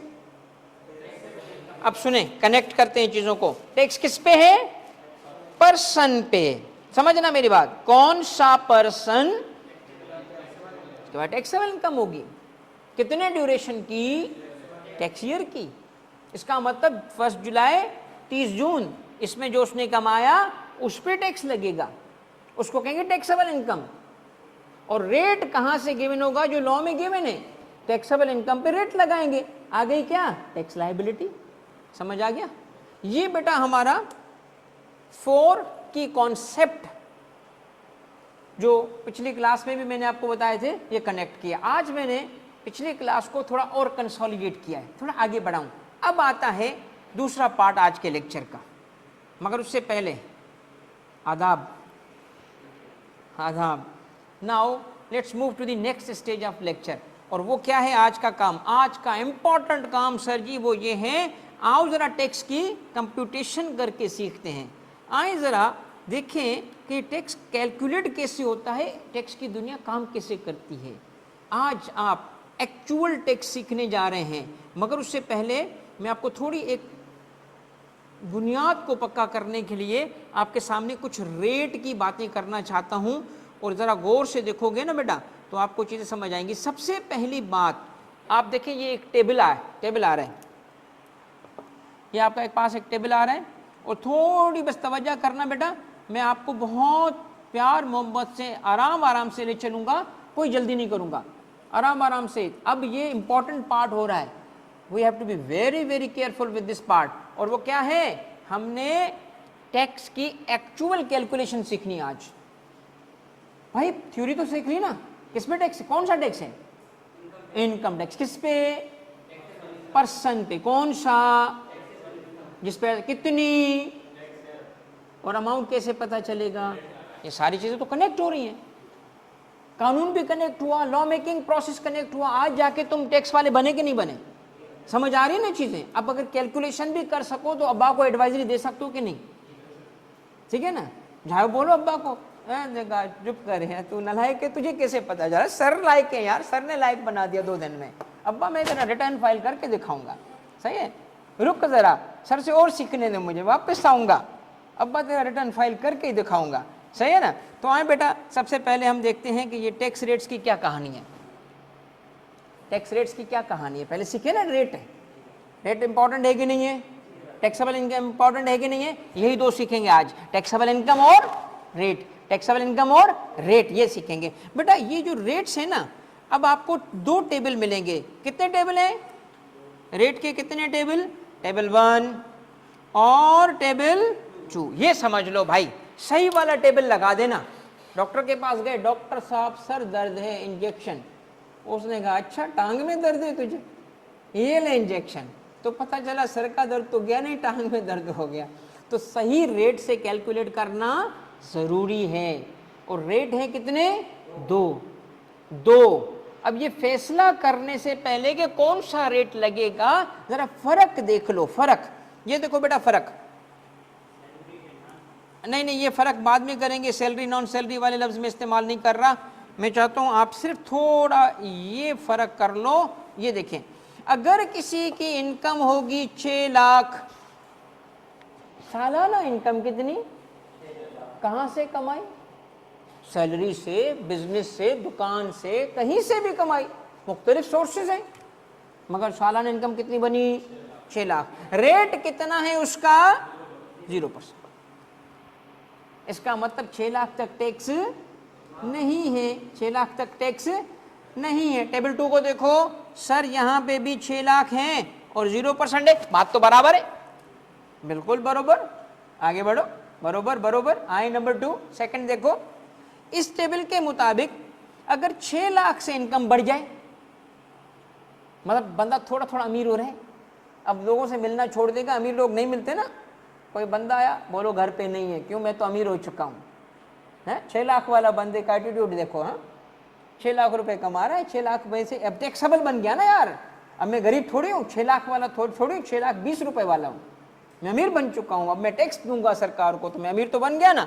आओ, अगर तुम अमीर बन चुके हो तो कहता है 6 लाख से ऊपर इनकम हो, मगर अभी इतनी अकड़ नहीं दिखाओ क्योंकि तेरी इनकम अभी भी, तो 6 से 12 के दरमियान अगर इनकम है 8 लाख, 7 लाख, 9, 10, 11, 12 कुछ भी हो सकती है, तो कहता है 6 से एक्सीडिंग अमाउंट जो होगा, अगर मेरी इनकम 20 लाख अपना 8 लाख है तो एक्सीडिंग कितनी है, 6 से एक्सीडिंग कितनी, 2। 7 लाख 50 है तो एक्सीडिंग कितनी है, 1.5 लाख। मेरी इनकम 9, 20 है तो 6 से ऊपर कितनी, 3, 20। इसका मतलब 6 लाख पे माफी है, 6 लाख पे टैक्स नहीं होगा। अब आप इनकम बताओ जो 12 के अंदर हो, 6 से ऊपर हो, कोई भी इनकम बताओ, 9 लाख। तो कहता है अब 6 माइनस कर लो 9 से, कितना बचा, उस पे रेट लगेगा 15%। कितना रेट लगेगा, 15%। मेरी इनकम है 11,50,000, कितना रेट लगेगा, 15%। अब लिखो करो भाई कैलकुलेशन, मैं आपके चाहता हूं कि मेरी आप कैलकुलेशन करो। मुझे एक बात बताओ बच्चों, अगर मेरी इनकम बनती है, सपोज कर लेते हैं 11,50,000 और आपने मुझे टैक्स बताना है, क्योंकि अगर मुझे अभी टैक्स नहीं बताओगे तो अब्बा को क्या बताओगे। आज मैंने तुझे अब्बा से लड़वा के रहना है। बताओ मेरे बच्चों, अगर मैं कहूं कि मेरी इनकम 11,50,000 है तो मेरे पर टैक्स कितना होगा। आप सबसे पहले क्या करोगे, 11,50 से माइनस करोगे 6 लाख, सही है, 6 लाख माइनस करो भाई, माइनस 6 लाख, कितना बचा, 5,50। रेट कितना लगाओगे इसमें, 15%, कितना बना, 82,500। चंदा सीख गया ना टैक्स, अब अब्बा को बता सकते हो कि नहीं, ये तो था ना, मैंने आपको बताया था, आ गया तुझे टैक्स। तो बेटा हमने करना क्या होता है, यहां जो लिखा है वो फॉलो करेंगे। फॉलो क्या किया हमने, एक्सीडिंग अमाउंट किसका, 6 का, उस पे रेट लगाओ, कितना, 15%।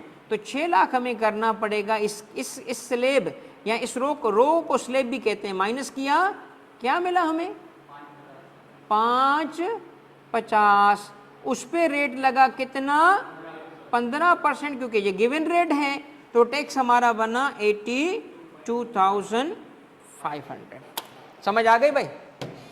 आओ दूसरी चीज, सर इसी नंबर 2 को अगले टेबल में देखते हैं।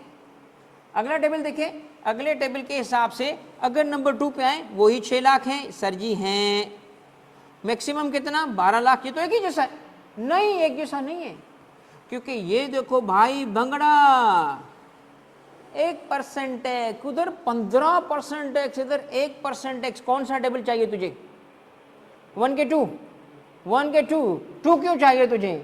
ओ भाई कम है ना, मैं 2 नंबर हूं नहीं, 2 नंबर टेबल चाहता हूं, क्योंकि उसमें टैक्स 1%, उधर है 15%। अब समझ आया फर्क क्या है? एक के रेट कम है, दूसरे के रेट ज्यादा है।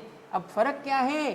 टेबल 1 कहाँ अप्लाई होगा, टेबल 2 कहाँ अप्लाई होगा, ये फर्क सीख लो। आज की सबसे बड़ी लर्निंग ये करके तुम जा रहे होगे कि आपको रेट का पता चल गया कि कौन सा अप्लाई कब करते हैं। इंपॉर्टेंट लर्निंग है कि नहीं है? चले बताएं कितने रेट्स हैं? 1 के 2? 2 कौन से? Table 1 table 2। टेबल 1 और टेबल 2 में कम रेट कौन से हैं? ऑनलाइन वालों बताओ, टेबल 2 कम है। अब सुने मेरे बच्चों, आपकी टोटल इनकम, टैक्सेबल इनकम जितनी भी है, सबसे पहले निकालो उसका 75%। जो भी इनकम हो उसका 75% निकालो। मैं मिसाल देता हूं, इनकम 75 लाख, टैक्सेबल इनकम कितनी है? क्या करोगे? सबसे पहले क्या करोगे? 75 लाख है सर, रुके 75 कितने परसेंट निकालना था? 7, उसका 75 निकालेंगे। क्यों निकालेंगे? अभी सबर करो, बताता हूं। सुनो, 20 लाख, क्या करोगे? टैक्सेबल इनकम 20 लाख, क्या करोगे? उसका भी 75% निकालेंगे। अच्छा, 16 लाख, उसका भी 75% निकालेंगे। यार 75% क्यों निकाल रहे हो? ताकि फैसला होगा कौन सा टेबल लगेगा। टैक्सेबल इनकम के अगर 75% से एक्सीडिंग इनकम सैलरी हो, शाबाश, तो बेटा तू थाईलैंड जाएगा। क्यों? पैसे बच जाएंगे टैक्स के और वहां लुटा के आएगा, क्योंकि टैक्स की बचत हो जाएगी तुम्हारी।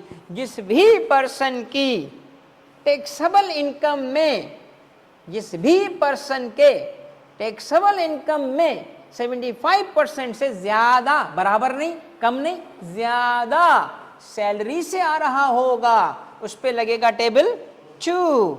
सारी इनकम पे अलग अलग करके नहीं, सारी जहां जहां से इनकम आई, टेबल 2 कम रेट।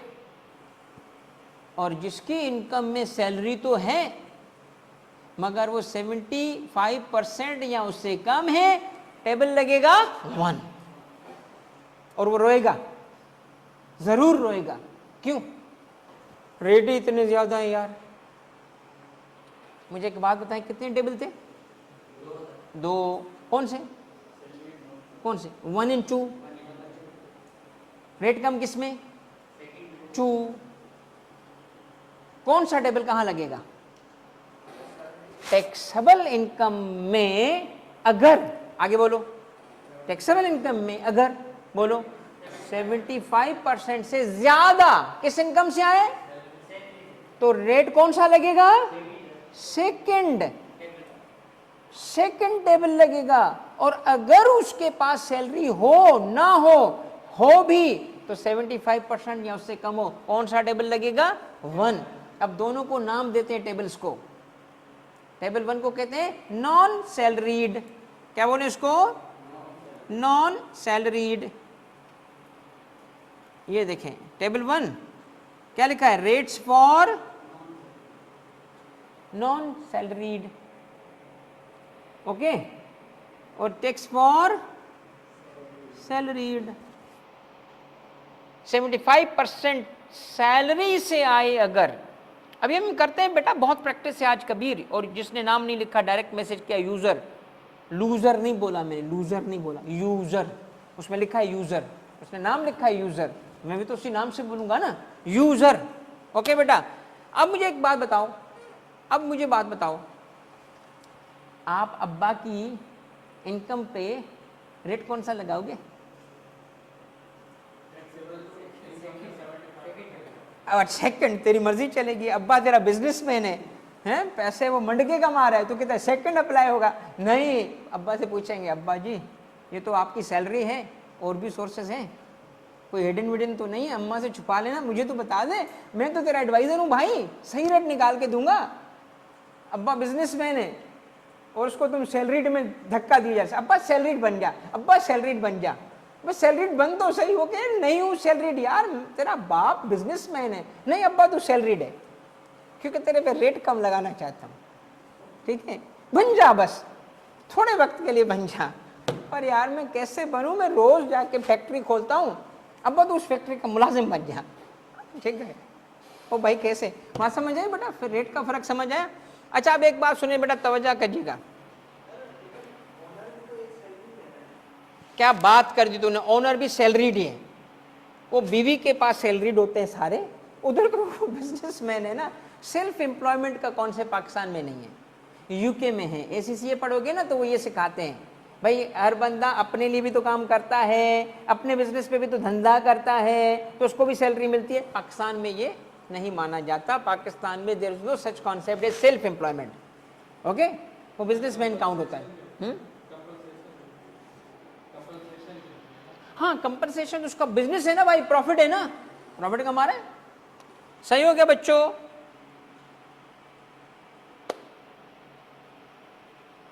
आज से अब्बा बोलेगा कि लाइब्रेरी से वापस मत आना।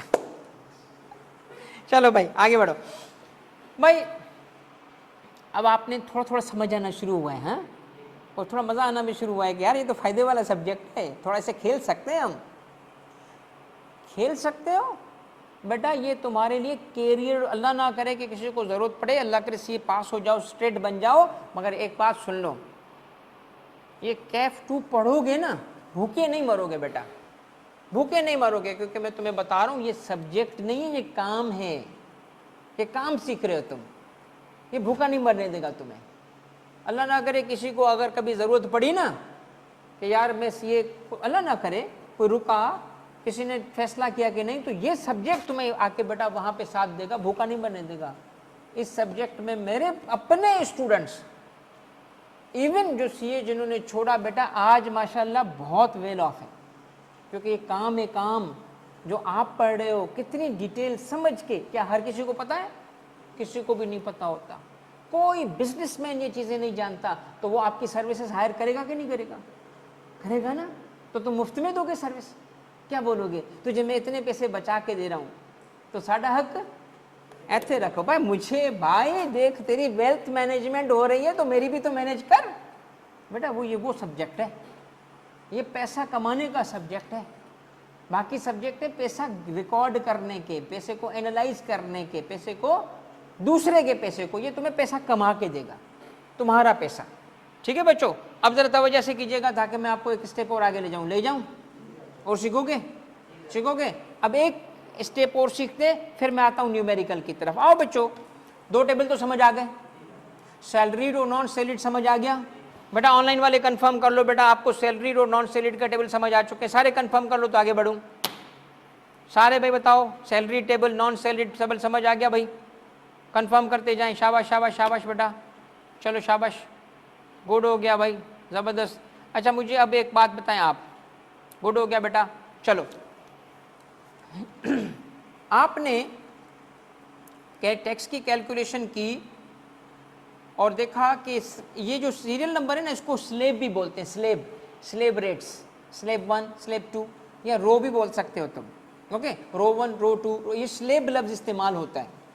तो स्लेब 1 के हिसाब से देखा 6 लाख तक टैक्स नहीं है। स्लेब 2 के आपने देखा 6 के बाद अगर 12 हो गया तो 15% का रेट लग रहा है टेबल 1 के मुताबिक, अगर वो नॉन सैलरीड हुआ तो, और 1% रेट लग रहा था अगर वो सैलरीड हुआ तो। मगर रेट याद नहीं करना, स्लेब याद नहीं करना, ये पेपर में गिवन होते हैं, ये पूरे टेबल गिवन होते हैं, टेबल नहीं याद रखना आपने ना, मैं टेबल याद करवा रहा हूँ। स्लेब 3 पे आओ भाई, स्लेब 3 को सीखें फिर हम आगे बढ़ेंगे। स्लेब 3 क्या कहता है? कहता है अगर आपकी इनकम 12 लाख से एक्सीडिंग हो और 16 लाख तक हो टेबल 1 के मुताबिक, तो अब नई बात सीखना, नई बात, बिल्कुल नई बात। तो आप पे फिक्स्ड टैक्स लगाया जा रहा है, आप पे टैक्स बनेगा 90,000।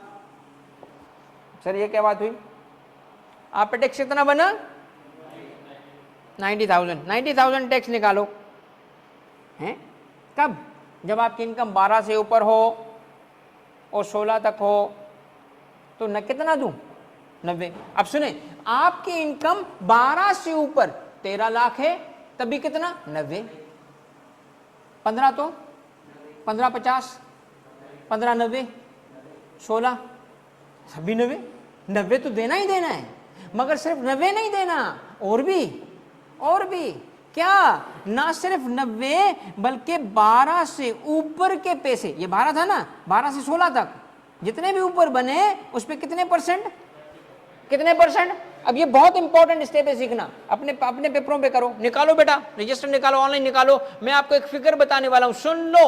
आपकी इनकम है 13 लाख, टैक्स निकाल के दिखाओ, टैक्स निकालो, इनकम है आपकी 13 लाख, टैक्स निकाल के दिखाएं टेबल 1 के मुताबिक, नॉन सैलरीड के मुताबिक आप टैक्स निकाल के दिखाएं। अगर आपकी इनकम है 13 लाख,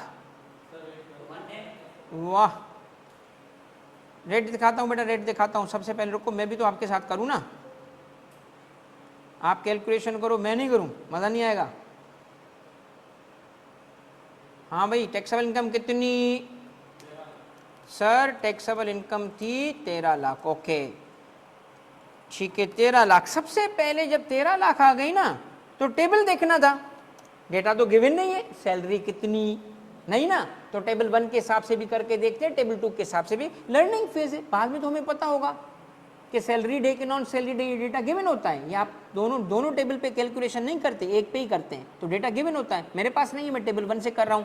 आए टेबल 1 के मुताबिक इस पे स्लेब कौन सा अप्लाई हुआ, स्लेब का मतलब है रो नंबर, क्या नंबर 2 में कवर हुआ, नो, क्योंकि ये 12 से ऊपर हो चुका है। 3 में कवर हुआ, यस, क्योंकि 12 और 16 के अंदर इनकम है, ठीक है। तो टैक्स कितना बना 90,000। पता है टैक्स कैसे कैलकुलेट करेंगे, हम कहेंगे फिक्स्ड अमाउंट ऑफ टैक्स, कितना बना 90,000, तो देना ही देना है चंदा तूने, और इसके अलावा इंक्रीमेंटल अमाउंट भी तो है, ये थोड़ा आगे करके लिख रहा हूं ताकि मुझे थोड़ा लिखना पड़ेगा, ठीक है, कुछ लिखना पड़ेगा तो लफ्ज़ अपीयर नहीं होंगे, इसलिए मैंने आगे कर दिया इसको। फिक्स तो देना ही देना है आपने, इनकम कितनी 13, 90 तो 2, और फिर क्या कहा, tax on incremental amount. Incremental amount क्या मतलब, इंक्रीमेंटल अमाउंट उसमें देखो लिखा है, क्या लिखा है इंक्रीमेंटल, क्या लिखा है 20% देना पड़ेगा, किस अमाउंट पे, जो एक्सीड हो रहा है, किससे एक्सीड हो रहा है, 12 से एक्सीड जो हुआ वो निकालो। तो सर 12 से एक्सीड होने का मतलब क्या हुआ, कि इसका मतलब है, सपोज करें मेरे पास इनकम कितनी है, इनकम टोटल टैक्सेबल है 13, तो मैं 12 से एक्सीडिंग निकालूंगा, इसका मतलब 12 माइनस करूंगा, करो 12 माइनस, कितना हुआ 1 लाख। 1 लाख पे कितने परसेंट, उसने बताया हुआ है तुम्हें 1 लाख पे कितने परसेंट निकालना है, एक्सीडिंग अमाउंट पे कितने परसेंट बताया, 20%। तो टैक्स इसका जितना आया, कितना आया 20,000, दोनों को ऐड कर लो, दोनों को ऐड कर लो, ये है तुम्हारी tax liability. This is how you work out tax. अब आपको टैक्स रेट में कोई और चीज सीखने की जरूरत नहीं है, तुम गारंटी देता हूं आज के बाद तुम टैक्स रेट कोई भी अप्लाई कर जाओगे, ये है टैक्स रेट, ये है tax liability, how to calculate actual tax liability, assumption नहीं 10%, ओ भाई रेट 10% थोड़ी है, एक्चुअल टैक्स लायबिलिटी निकालनी है ना। ये पहला हैंडआउट तुम्हें सिखा रहा है टैक्स कैसे कैलकुलेट करते हैं, रेट कैसे निकालते हैं। अब मैं आपको प्रैक्टिस कराऊंगा इसकी, इसके लिए हैंडआउट में 15 सवाल मैंने बनाए ताकि आपको बहुत प्रैक्टिस मिले, कुछ आज करेंगे, कुछ आपको घर के लिए काम देंगे, ठीक है, ताकि एक्चुअल कैलकुलेशन कर सको। सही है भाई, कुछ समझ आया। अब आप मुझे अगर यही दूसरे टेबल पे करके दोगे ना, तो I will be a very happy man. हो सकता है कि खुशी में 1-2 डांस भी कर लूँ स्टेप। अब मुझे दूसरे टेबल के हिसाब से इनकम निकाल के दिखाओ, और टेबल दूसरा मैं आपको दिखाता हूँ, इनकम सेम है, इनकम सेम है, मुझे टेबल 2 के मुताबिक करके दिखाओ, टैक्स भाई करके दिखाओ, तो मान जाएंगे आज आपको कि वाकई टैक्स के स्टूडेंट्स हो।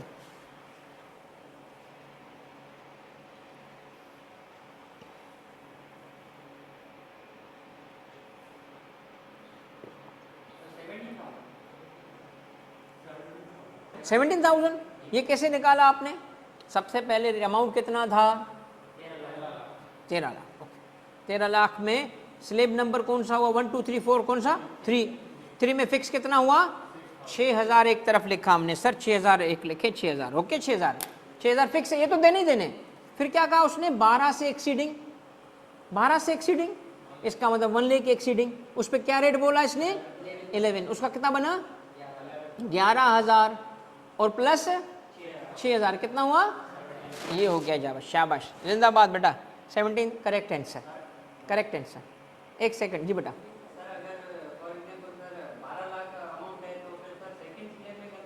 अगर 12 से एक्सीडिंग नहीं है तो सेकंड में होगा, एक्सीडिंग के बाद आगे जाएंगे, 1 रुपया बढ़ेगा तो आगे जाएंगे, 12 तक नंबर 2 काउंट होगा।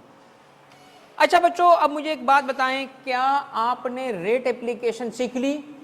मैं सवाल पूछता हूं, जवाब दो। रेट के कितने टेबल हैं? 2। Okay.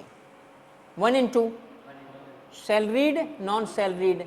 Number 1 non salaried, number 2 salaried. चूंकि लॉ में पहले नॉन सैलरीड है इसलिए मैं उसको ऊपर रख रहा हूं, और फिर सैलरीड है। 1 2 ओके। नॉन सैलरीड रेट्स कब अप्लाई होंगे? जब आपकी इनकम में सैलरी का कंपोनेंट 75 या उससे कम हो या ना हो, मगर 75 से एक्सीडिंग ना हो। क्योंकि अगर सैलरी का कंपोनेंट 75% से एक्सीडिंग हो गया तो सैलरीड यानी टेबल 2 अप्लाई होगा। दोनों में फर्क क्या है?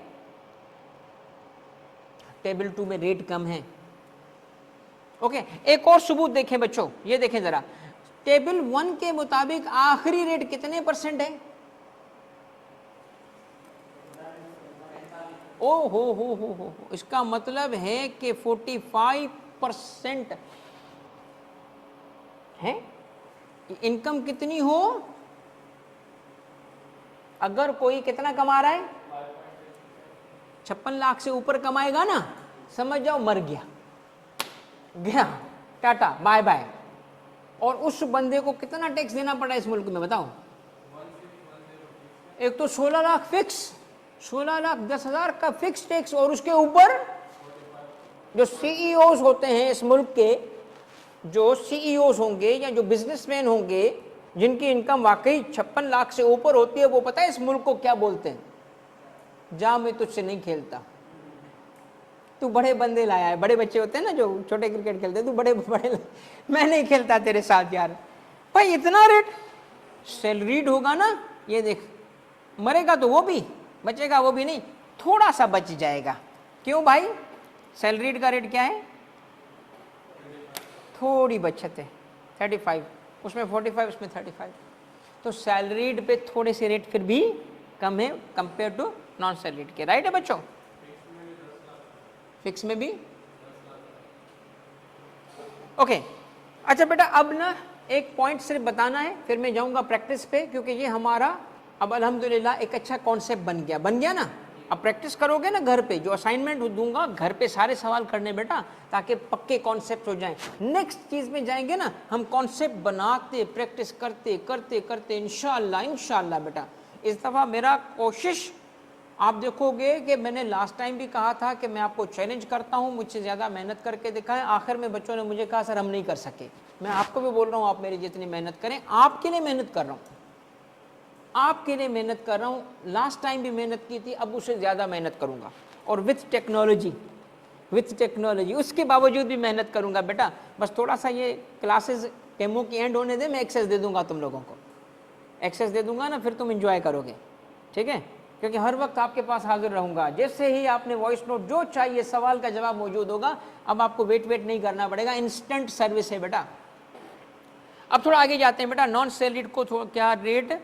इसलिए कि मुल्क चलाना है भाई। यूजर कहते हैं नॉन सैलरीड के रेट ज़्यादा क्यों? भाई मुल्क चलाना है, वो कहते हैं कुर्बानी दे, मुल्क चलाना है, पैसे चाहिए। तू पैसे देगा तो हम सऊदी के साथ डील करेंगे ना, ताकि जहाज़ अमेरिका से, चाइना से लेंगे और इसराइल को मारेंगे रॉकेट।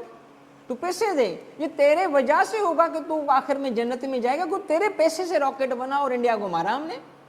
तू पैसे देगा तो इसराइल को आंखें दिखाएंगे हम।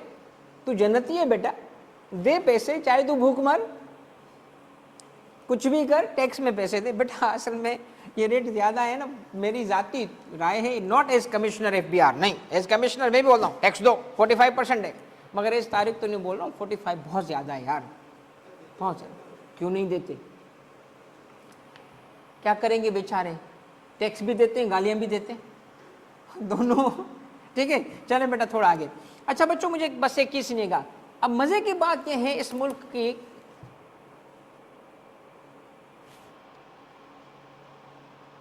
हाँ वो कहता है सारा कसूर परवेज मुशर्रफ का था, क्योंकि वो लॉ ये वही बना के दे के गया है, वो कहता है ये बना के दिया ना उसने, कसूर उसका है। नहीं नहीं भाई, वो मरहूम को आप कुछ कमिश्नर टैक्स देता है, मतलब तुम मेरे बारे में पूछ रहे हो। अब देखो वो बिल्ली जो है ना, वो शेर को सब सिखाती है, दरख्त पे चढ़ना नहीं सिखाती। तो मैं तुझे सब सिखा दूंगा, अपने बारे में नहीं बताऊंगा, कि मेरी ही आके तुम कैलकुलेशन करना शुरू करो कि सर कितना कमाते होंगे, कितना टैक्स दोगे, ये नहीं बताऊंगा, ठीक है, बाकी सारी बातें बताऊंगा। चलो बच्चों एक बात सुनो, मजे की बात सुनो, मजे की बात सुनो। कहता है एक तो तुम पे लगेगा टैक्स, लग गया ना टैक्स, किस पे लगा टैक्स जरा बताना, मेरी चाय ठंडी हो रही है, किस पे लगा? नहीं नहीं, पिछले कॉन्सेप्ट जो पढ़ाए हैं वो पर्सन पे हैं, पर्सन पे टैक्स लगा ना, ओके। कितना, कैसे, कब, चीज समझ आई ना? कब, जब उसके पास क्या हो, टैक्सेबल इनकम। कितनी? अभी अभी आपने कहा 13 लाख, 12 लाख, 18 लाख साल की, ये आपने कहां से लाए? 1 जुलाई 30 जून, इस पीरियड में कमाई हुई इनकम थी, टैक्स ईयर, ओके। फिर क्या किया आपने? रेट लगाया, रेट के लिए क्या फैसला किया? टेबल 1 टेबल 2, किस पे? कि सैलरी कितनी है उसकी, अगर 75% से एक्सीडिंग अमाउंट सैलरी से टेबल 2, ये सारी चीज समझ चुके हो ना? तो रेट कैसे अप्लाई किया हमने, स्लेब निकाला, वो टैक्स निकाला, ये चीजें सीख चुके हो ना? अब आखिर में एक मजे की बात और सुनो, ताकि न्यूमेरिकल की प्रैक्टिस पे अब तुम्हें ले जाऊं। आखिरी बात सुनो, पता है क्या बोलता है? एक तो तू टैक्स देगा, इस मुल्क में रहना है, रहना है ना, टैक्स तो देना ही देना है। कहता है ना सिर्फ टैक्स देगा, सुपर टैक्स देगा, हैं? ये क्या है? टैक्स तो देने ही देने ना। अब मुल्क को कुर्बानी की जरूरत आ गई है, मुल्क को कुर्बानी की जरूरत है, कुर्बानी नहीं दोगे? देंगे ना, पाकिस्तान जिंदाबाद। कहते हैं अच्छा इधर आ, अगर तो तू अमीर है, यानी कितना कमा रहा है?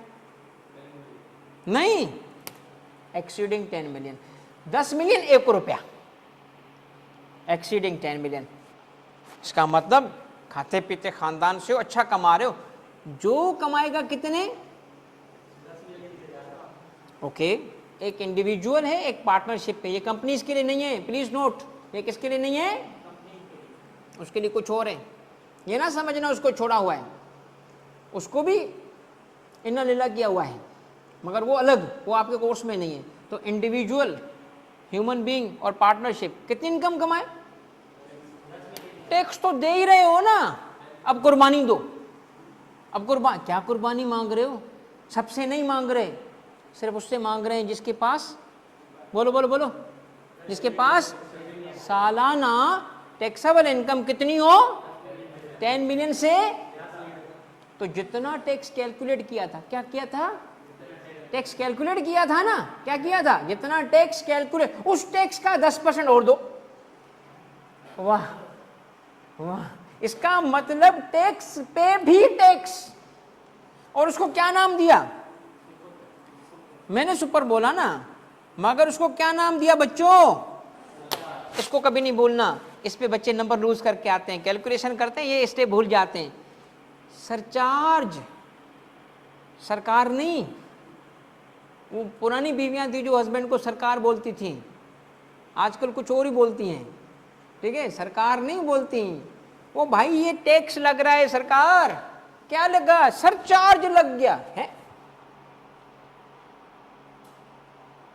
भाई मुझे ये बताओ, ये टैक्स है या डाका है? डाका है ना, इससे अच्छा है सब तू ले ले, लूटने आए ना उसको बोले सब तू ले जाए। जैसे हम बाइक पे आता है, वो कहता है मोबाइल फोन, हम कहते हैं वॉलेट भी ले ले, वो गोली नहीं मारना, ले जा ले जा, सारा तेरा था, मैं तो ऐसे वक्ती तौर पे लेके फिर रहा था, तो मैं तो सब्र कर रहा था, तू आएगा अपना हक ले जाएगा। और भाई सब ले लो ना फिर, टैक्स भी दे, सरचार्ज भी दे। मुझे बताओ सरचार्ज कितना है? 10%। किसका? टैक्स का, इनकम का नहीं। जितना टैक्स कैलकुलेट हुआ, अभी अभी आपने टैक्स कैलकुलेट किया, उसका 10% सरचार्ज दो। टैक्स भी दो, सरचार्ज भी दो। मगर सरचार्ज कब लगता है? क्या 10 मिलियन से ज्यादा हो टैक्स, टैक्सेबल इनकम। शाबाश। अब बेटा please remember this point, note करो। अगर किसी इंडिविजुअल की या पार्टनरशिप की टैक्सेबल इनकम, अगर किसी इंडिविजुअल की या पार्टनरशिप की टैक्सेबल इनकम कितनी हो, 10 मिलियन से एक्सीडिंग हो, तो जितना टैक्स बना उस पे 10% और देना पड़ता है। किस नाम से? सरचार्ज के नाम से। ये आपको याद करनी होंगी चीजें।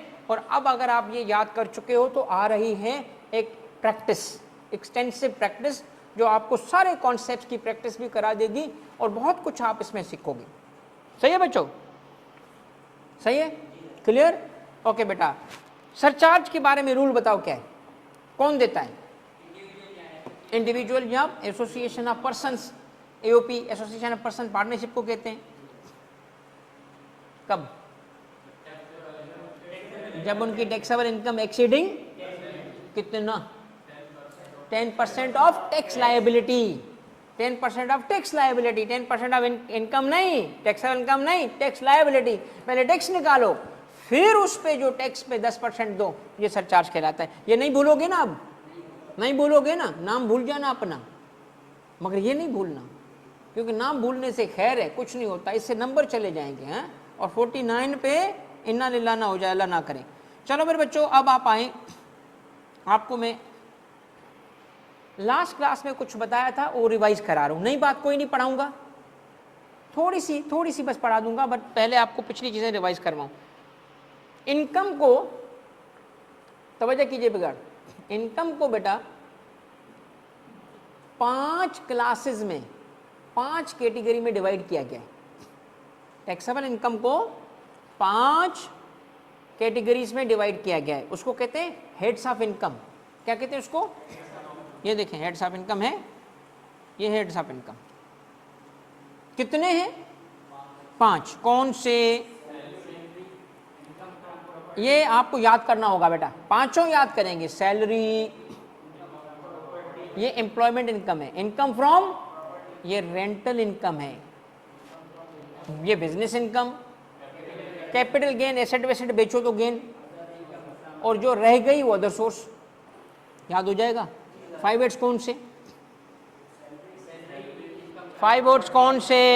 Salary, income from property, income from business, capital gain. Salary में क्या आएगा? Salary, employment income. Income from property में रेंटल इनकम। बिजनेस में कैपिटल गेन, एसेट बेचना। डिटेल तो पढ़ेंगे ना अभी तो। IFOS, IFOS means income from other source, जो इनकम रह गई बाकी सारी। ओके बेटा, अब ये फार्मूला सीखें। प्रॉफिट कैसे कैलकुलेट करते हैं बेटा? प्रॉफिट कैलकुलेट करते हैं रेवेन्यू से एक्सपेंस माइनस करोगे तो यही सेम मेथड यहां पे भी अप्लाई करेगा, सिर्फ टर्मिनोलॉजी डिफरेंट होगी। हर हेड में रेवेन्यू होगा, जो इनकम कमाई हमने। इनकम फ्रॉम प्रॉपर्टी का रेवेन्यू बताओ? Rental income. कैपिटल गेन का बताओ? एसेट बेचा तो उससे कंसिडरेशन रिसीव। बिजनेस का बताओ? Sales revenue. ओके, तो अगर हम हर हेड में, पहले तो बताएं टैक्सेबल इनकम में कितने हेड्स? 5 हेड्स का मतलब क्या है? यहाँ क्लासिफिकेशन, इनकम की क्लासिफिकेशन कितनी बनाई गई? 5। कौन सी? Salary, income from property, income from business, capital gain और IFOS, income from other source. हर हेड में कैलकुलेशन कैसे करेंगे? आम अकाउंटिंग मेथड से। अकाउंटिंग मेथड क्या है? Revenue minus expense.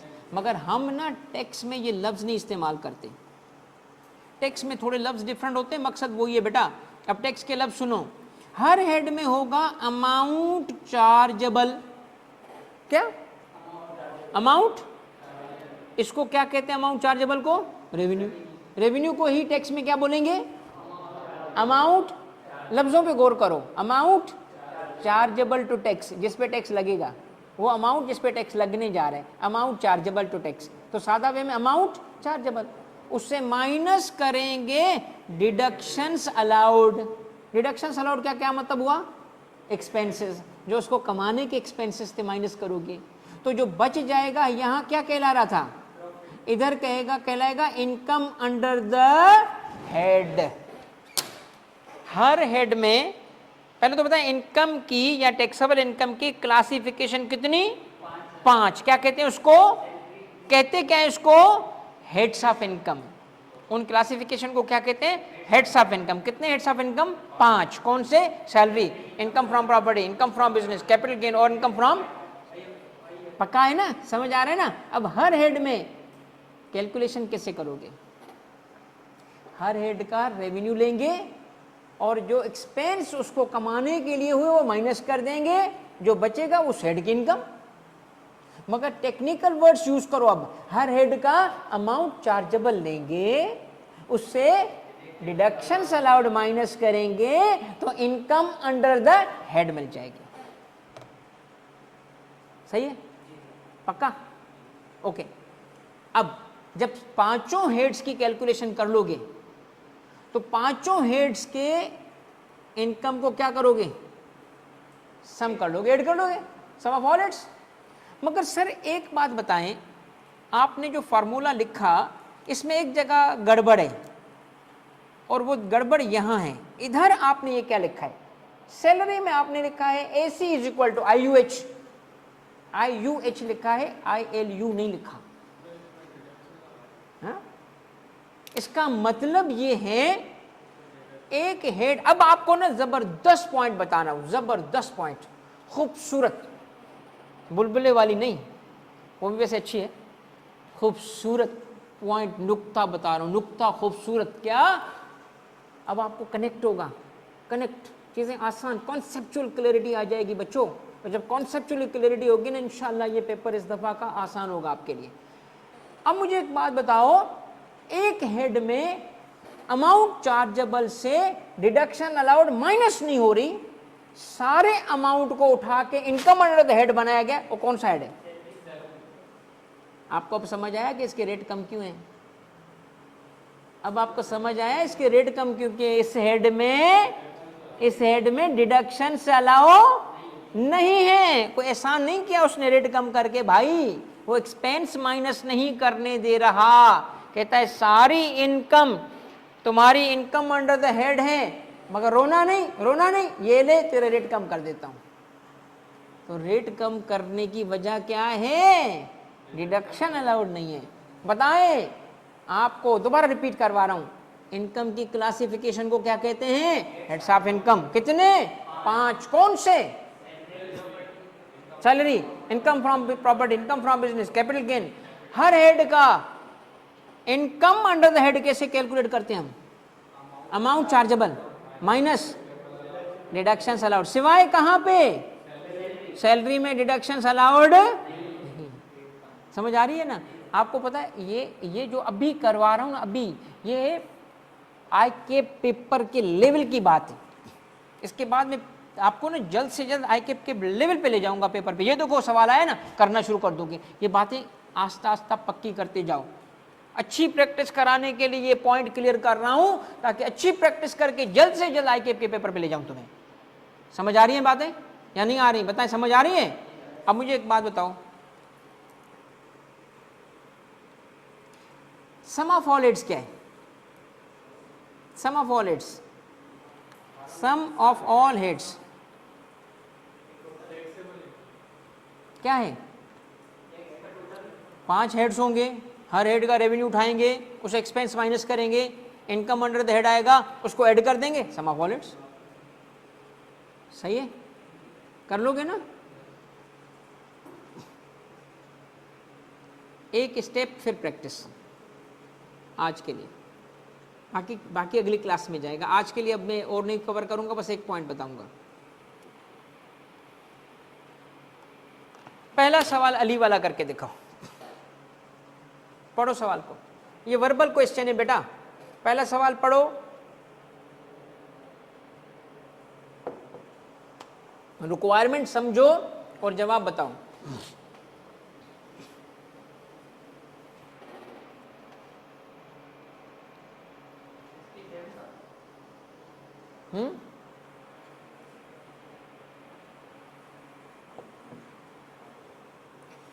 Ali, a senior manager at a multinational company in Karachi, receives salary package along with rent from commercial property he owns in Lahore and profit from his online business। 3 अलग अलग sources की income है उसकी। आपसे सवाल पूछा गया है, डेटा गिवन है आपके पास टेबल में, आपको कहा गया calculate taxable income tax year 2026। Tax year 2026 क्या है? 1 जुलाई 25, 30 जून 26, 30 जून 26, उसकी आपने कैलकुलेशन करनी है। बताओ रिक्वायरमेंट क्या है? टैक्सेबल इनकम बताएं। क्या किया आपने? इसमें इनकम अंडर द हेड पहले ही दे दी गई है, आपसे अमाउंट को कैलकुलेशन नहीं, बेसिक है, ऐड कर दो बस। सम ऑफ ऑल ऐड करो, सम ऑफ ऑल है 3 एड्स ऐड कर दो, क्या बन जाएगा? सम ऑफ ऑल एड्स, वो टैक्सेबल इनकम है आपकी। करेक्ट, बताओ मुझे क्या ऐड करूं मैं? 32 प्लस 10 प्लस 25 कितना हो गया भाई? कितना बन गया? 6.7 मिलियन बन गया ना। अब इसको नाम दो, ये क्या है? 6.7 क्या है? क्या आप इसका रेट लगा के टैक्स बता सकते हो? बता सकते हो, क्योंकि आपने अभी तो रेट लगाए। आप अभी क्या करोगे? पहले टेबल डिसाइड करोगे। डिसाइड करो टेबल, करो डिसाइड टेबल। अरे भाई टेबल तो बताओ ना, कौन सा लगेगा इसमें, 1 के 2? आपने बेटा देखें, आपने इसी पे तो फैसला करना है, अभी अभी तो सीखा है आपने। भाई आपने फैसला किस पे करना है? सबसे पहले जो उन बच्चों के लिए थोड़ी सी मैं आसानी कर देता हूं बेटा, कौन सा कलर उठाएं? चलें यही ले लें बेटा। पहले तो ऐड कर लेना, कितना बना? 67। ये आपकी टैक्सेबल इनकम है 67। अब आपने देखना है इसका 75% कितना बनता है। इसका 75% से एक्सीडिंग सैलरी से है कि नहीं है? भाई देखो 67 है ना, 6.7 है। आपने करना क्या? बस 75% निकालो इसका। ये बनता है 50 और सैलरी उससे कम है, तो कौन सा टेबल लगा? 1, नॉन सैलरीड वाला। इस पे रेट लगेंगे नॉन सैलरीड टेबल 1। यह आपने फैसला भी कर लिया। तो आज टैक्स सीखा कि नहीं सीखा? इसी को तो टैक्स कहते हैं भाई, यही तो रियल लाइफ टैक्स है, इसी को तो काम बोलते हैं। यकीन कर लो, अगर आप इस कोर्स को सीरियस लो ना, तो तुम सब्जेक्ट नहीं काम सीख रहे हो, काम। रियल लाइफ में तुम लोगों को हेल्प कर सकते हो, गाइड कर सकते हो, कमा सकते हो। यही तो लोगों को नहीं पता होता। उनको क्या पता कि वो क्या कमा रहे हैं, किस तरीके से जा रहे हैं, उस पर टैक्स कितना है। इस किताब को पढ़ के क्वालिफाइड चार्टर्ड अकाउंटेंट भी अपना टैक्स मालूम नहीं कर सकता अगर 1 साल उसने क्वालिफिकेशन तक अपडेट नहीं किया, खुद को तो अपडेट नहीं किया, वो भी किया। तो ये वो लॉ है बेटा जो कमाने में हेल्प करेगा तुम्हें। भाई क्लियर हो गई बात? बेटा हमने क्या करना है? देखना है कि टैक्सेबल इनकम में 75% निकालना होता है। अगर उससे ज़्यादा सैलरी से होगा तो टेबल अप्लाई होगा। अगर सैलरी से ज़्यादा हो तो टेबल अप्लाई करेगा 2, यानी सैलरीड वाला, यानी कम रेट वाला। और अगर ना हो, जैसे यहाँ पे कम था, क्योंकि हमने 75% जब निकाला इसका, तो कितना बना था? वो कितना बना बेटा? 5025 ये बना बेटा। और सैलरी उससे कम है, 75% से एक्सीडिंग नहीं है, तो इस पर टेबल हमने कहा कौन सा लगेगा? 1 वाला। चलो बेटा आगे सेकंड करके दिखाओ भाई। अभी टैक्स नहीं निकालना, सेकंड करके दिखाओ भाई।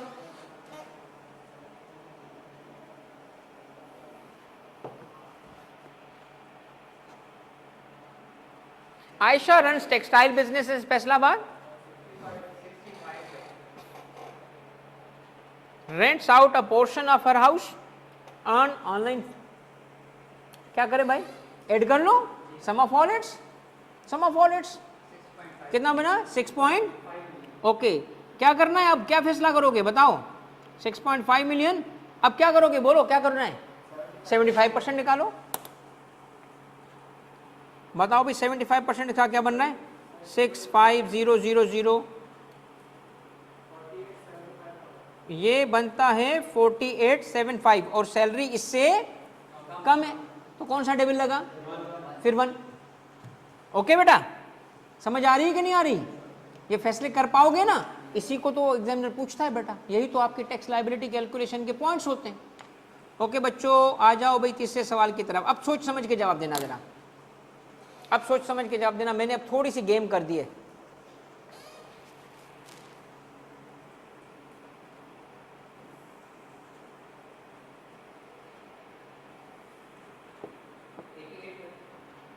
ओके आपने क्या किया, सैलरी उठाई 18 लाख, माइनस किया 1,20,000, क्यों क्यों माइनस नहीं किया, सैलरी में डिडक्शंस अलाउड नहीं होती, तो 1,20,000 माइनस नहीं करोगे भाई, मगर प्रॉपर्टी में माइनस होती हैं, तो आपने यहां से उठाया पूरा अमाउंट, यहां से किया माइनस उसको, क्योंकि यहां अलाउड है एक्सपेंस माइनस होता है, अमाउंट चार्जेबल से डिडक्शंस अलाउड माइनस होती है, कितना आया सर जी, ये तो हो गया 10 लाख, और इसको पूरा उठाया तो कितने हुए ये हो गए 6 और 1 7 और 8 8.8, आपकी हो गया 8.8, 8.8 आपकी इसमें टैक्सेबल इनकम आ गई, सम ऑफ ऑल हेड्स है,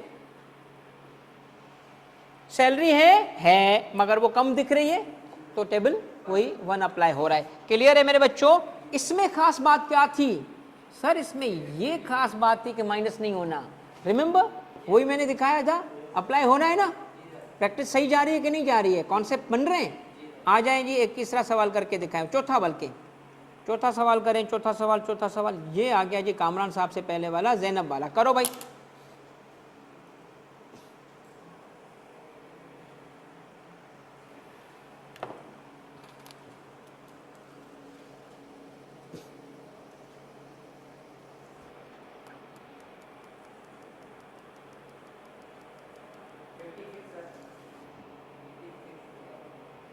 सेम इसमें भी ये माइनस 2 लाख नहीं करेंगे, सैलरी पूरी ले लेंगे, प्रॉपर्टी में माइनस होता है एक्सपेंस, माइनस करेंगे तो प्रॉपर्टी इनकम होगी कितनी 7 लाख, और ये बिजनेस इनकम में से भी एक्सपेंस माइनस होता है, बेकरी है ऊपर बेकरी बना रहे तो बेकरी सप्लाईज माइनस होंगी, 8 लाख माइनस हुआ, कितना रह गया 14, ये हो गया 14, अब सबको ऐड कर लो 1 2 3, यहाँ से पूरा 3 पॉइंट कितना बना 5.6 मिलियन बेटा, ये आ गई taxable income, sum of all heads taxable income हो गई, और इसमें सैलरी कंपोनेंट कम लग रहे हैं या नहीं है, करके देखिए 75% है कि नहीं है, 42 से 75%, तो नॉन सैलरी टेबल 1 सही है बच्चों, क्लियर है कि नहीं है, एब्सोल्युटली क्लियर बच्चों, बताओ एक क्लियर हो गई ना बात आपके लिए, तो आपने क्या क्या चीजें आगे रखनी थी वो सारी चीजें मौजूद हैं, अब जरा 1 सेकंड मुझे दें ताकि मैं कल की क्लास के लिए थोड़ी तैयारी करवाऊँ आपको, अब मैं आपको ये हैंड आउट दे चुका हूँ, दोबारा ग्रुप में शेयर कर रहा हूँ, आप जरा प्रैक्टिस के लिए कुछ लिख लें, कुछ सवाल दे रहा हूँ प्रैक्टिस करने हैं आपने, और उन सवालों के अलावा जो बाकी होंगे मैं अगली क्लास के लिए रख रहा हूँ, ये पूरा हैंड आउट हमारा अगली क्लास में भी कुछ चीज़ें सीखनी है हमने, उस तक जाएगा, ताकि आप तीसरी क्लास में आके और आपका पक्की फाउंडेशन बन चुकी होगी, फिर मैं अगले टॉपिक पे जाऊंगा, फिर अगला टॉपिक कर करके इंशाल्लाह आप एक अच्छे लेवल पे चंद दिनों में चले जाओगे। अच्छा बच्चों एक ज़रा तवज्जो कीजिएगा, आप ज़रा अपने असाइनमेंट के लिए लिख लें, नंबर लिखें, इसकी कौन कौन से आपने प्रैक्टिस के लिए सवाल करना है बेटा, प्रैक्टिस के लिए, और इसी तरह करना है जैसे मैंने कहा, पहले आपने टैक्सेबल इनकम निकालनी है, फिर फैसला करना है टेबल कौन सा लगेगा, ठीक है बेटा। आप पहले ये प्रैक्टिस के लिए लिखें, 5 आपने करना है, 5 आपने करना है, सवाल 5 करना है, अच्छी खासी प्रैक्टिस दे रहा हूँ, कुछ छोड़ूंगा अगली क्लास के लिए। अब देखिए 6 में मैंने रिक्वायरमेंट चेंज कर दिया भाई, अब मैं कुछ और ही पूछ रहा हूँ। क्या कह रहा हूँ? कैलकुलेट, अब तुम्हें रेट अप्लाई करने पड़ेंगे, क्योंकि क्या मांग रहा हूँ अब मैं चेंज कर दी रिक्वायरमेंट। अब टैक्सेबल इनकम नहीं पूछ रहा, टैक्सेबल इनकम खुद दे रहा हूँ। सामने है टैक्सेबल इनकम। अगर किसी की टैक्सेबल इनकम 5-10 हो तो मैं तो प्रैक्टिस करा रहा हूँ ना यार। तो आप पे 6 नंबर सवाल भी प्रैक्टिस में आ गया 6 नंबर। तो कितने नंबर कहाँ से प्रैक्टिस करोगे तुम? 5, 6। ओके बेटा, 7 भी करोगे, 8 की प्रैक्टिस भी करोगे, 9 की प्रैक्टिस भी करोगे बेटा, मगर बस यहाँ आके रुक जाओगे। उसके बाद अगली क्लास का मटेरियल है, तो नेक्स्ट अगली क्लास में जाएगा। अब आपने कौन कौन से सवाल प्रैक्टिस करने? 5 to 9 की प्रैक्टिस है, और आप इसकी प्रैक्टिस करके अगली क्लास में मुझे बताएंगे। ओके, और आपको इंशाअल्लाह कोई दिक्कत नहीं होगी, क्योंकि मैंने इतनी प्रैक्टिस करा दी है आपको। देखिए इसके अंदर आपको बताया जा रहा है, आप सवाल को गौर से देखोगे ना, टेबल भी बताया जा रहा है आपको।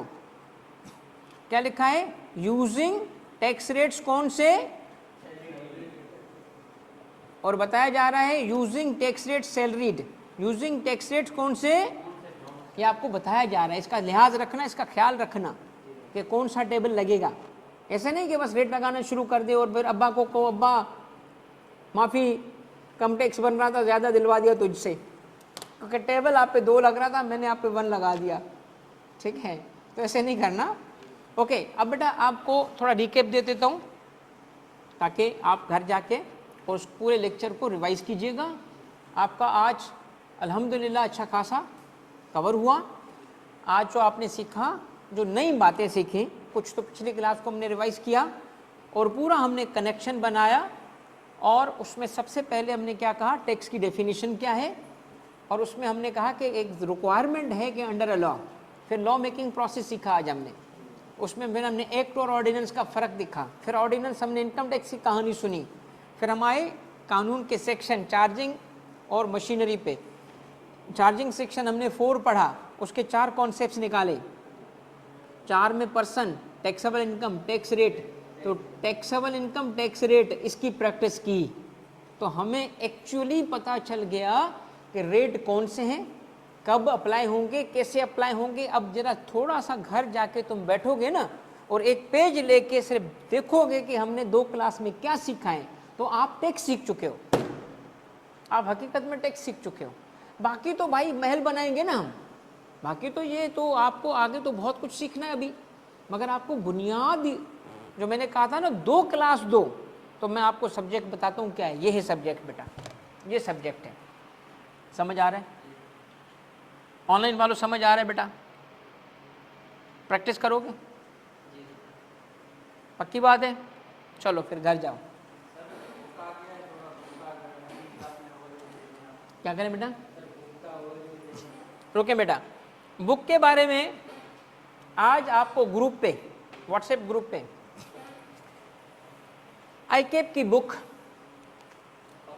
बताता हूँ। आईकेप की बुक 450 पेज के करीब है, 400-450 पेज के करीब है टोटल। आपको सामने दिखाऊंगा, मैं सारी बात कर रहा हूँ। इस पूरी बुक को बेटा, पूरी बुक को every single point covered. Last attempt में बच्चों ने वो दुआएं दी हैं, एंड पे आके वो दुआएं दी हैं कि सर आपकी ये जो मास्टर शीट है ना, इसने हमारी ज़िंदगी बचा ली। वो पूरी की पूरी बुक जो है ना, ये मास्टर शीट्स हैं बेटा, एवरीथिंग इंक्लूडेड। आज मैं आपको इस मास्टर शीट में मास्टर शीट नंबर 1 शेयर करूंगा, जिसमें ये पॉइंट्स भी मिलेंगे आपको जो आज आपने पढ़े, और कुछ और पॉइंट्स भी मिलेंगे। इसमें रेट भी गिवन है, इसमें पर्सन भी गिवन है, इसमें आप देखोगे आईकेप के पूरे पूरे चैप्टर्स मेरे पास सिर्फ एक पेज पे आ रहे होते हैं। ये शीट्स हैं बेटा, ये शीट्स हैं, इनको मैं मास्टर शीट्स कहता हूँ, क्योंकि आपका सारा कोर्स आपके सामने शीट की फॉर्म में आ रहा है, और वो 20-22 शीट के अंदर इंटायर कोर्स है। एक पॉइंट बाहर, लास्ट अटेम्प्ट पेपर एक पॉइंट बाहर नहीं था, अल्हम्दुलिल्लाह। हर वो चीज़ जो मैंने पढ़ाई थी उसी के अंदर थी, कोई बाहर नहीं जाएगा आपका, इससे बाहर नहीं जाएगा, ये चंद शीट से 20-22 शीट से इससे नहीं जाएगा। तो बुक की टेंशन ना लें, आपको हर चीज़ पढ़ाई जाएगी। मैं सिर्फ आपको ये कहूँगा कि बुक के हवाले से मैंने आपको कहा था कि थोड़ा हम पढ़ लेते हैं, वो बोरिंग बातें बाद में करें ना। कौन सी बोरिंग बातें जो शुरू में टीचर करते हैं, पहले दिन आके अगर मैं बताऊँगा ये कोर्स है ये, तो तुम कहोगे सर पहला दिन ज़ाया हो गया। मैंने आपको कहा था मुझे तीसरी क्लास देना, ठीक है। अब मैं तीसरी क्लास की तरफ जा रहा हूँ, तो मैं आपको कोर्स भी पढ़ाऊँगा, मैं आपको अब बताऊँगा आपके बारे में। अब तुम्हें मेरी बातें ज़्यादा समझ भी आएंगी और कदर भी करोगे बातों की मेरी, यार सर सही कह रहे हैं, क्योंकि 2 क्लास में हमें टेक्स्ट सिखा चुके हैं। ऐसा है कि नहीं है? यार जो बंदा 2 क्लास में टेक्स्ट सिखा दे, उसकी बातें मानोगे कि नहीं मानोगे? तो इसीलिए तो मैंने कहा था ना, पहले अपनी कदर करा फिर इसको कोर्स का बता। चलो भाई ठीक है, टेंशन ना लें बेटा, आपको हर एक चीज़ इंशाल्लाह बहुत आसानी से कवर करवाई जाएगी। Thank you very much. Online के मेरे बच्चों बताइएगा, सारी चीज़ें आपके लिए भी क्लियर हैं, बस ये प्रैक्टिस कीजिएगा। और हाँ बेटा, सैलरीड पर्सन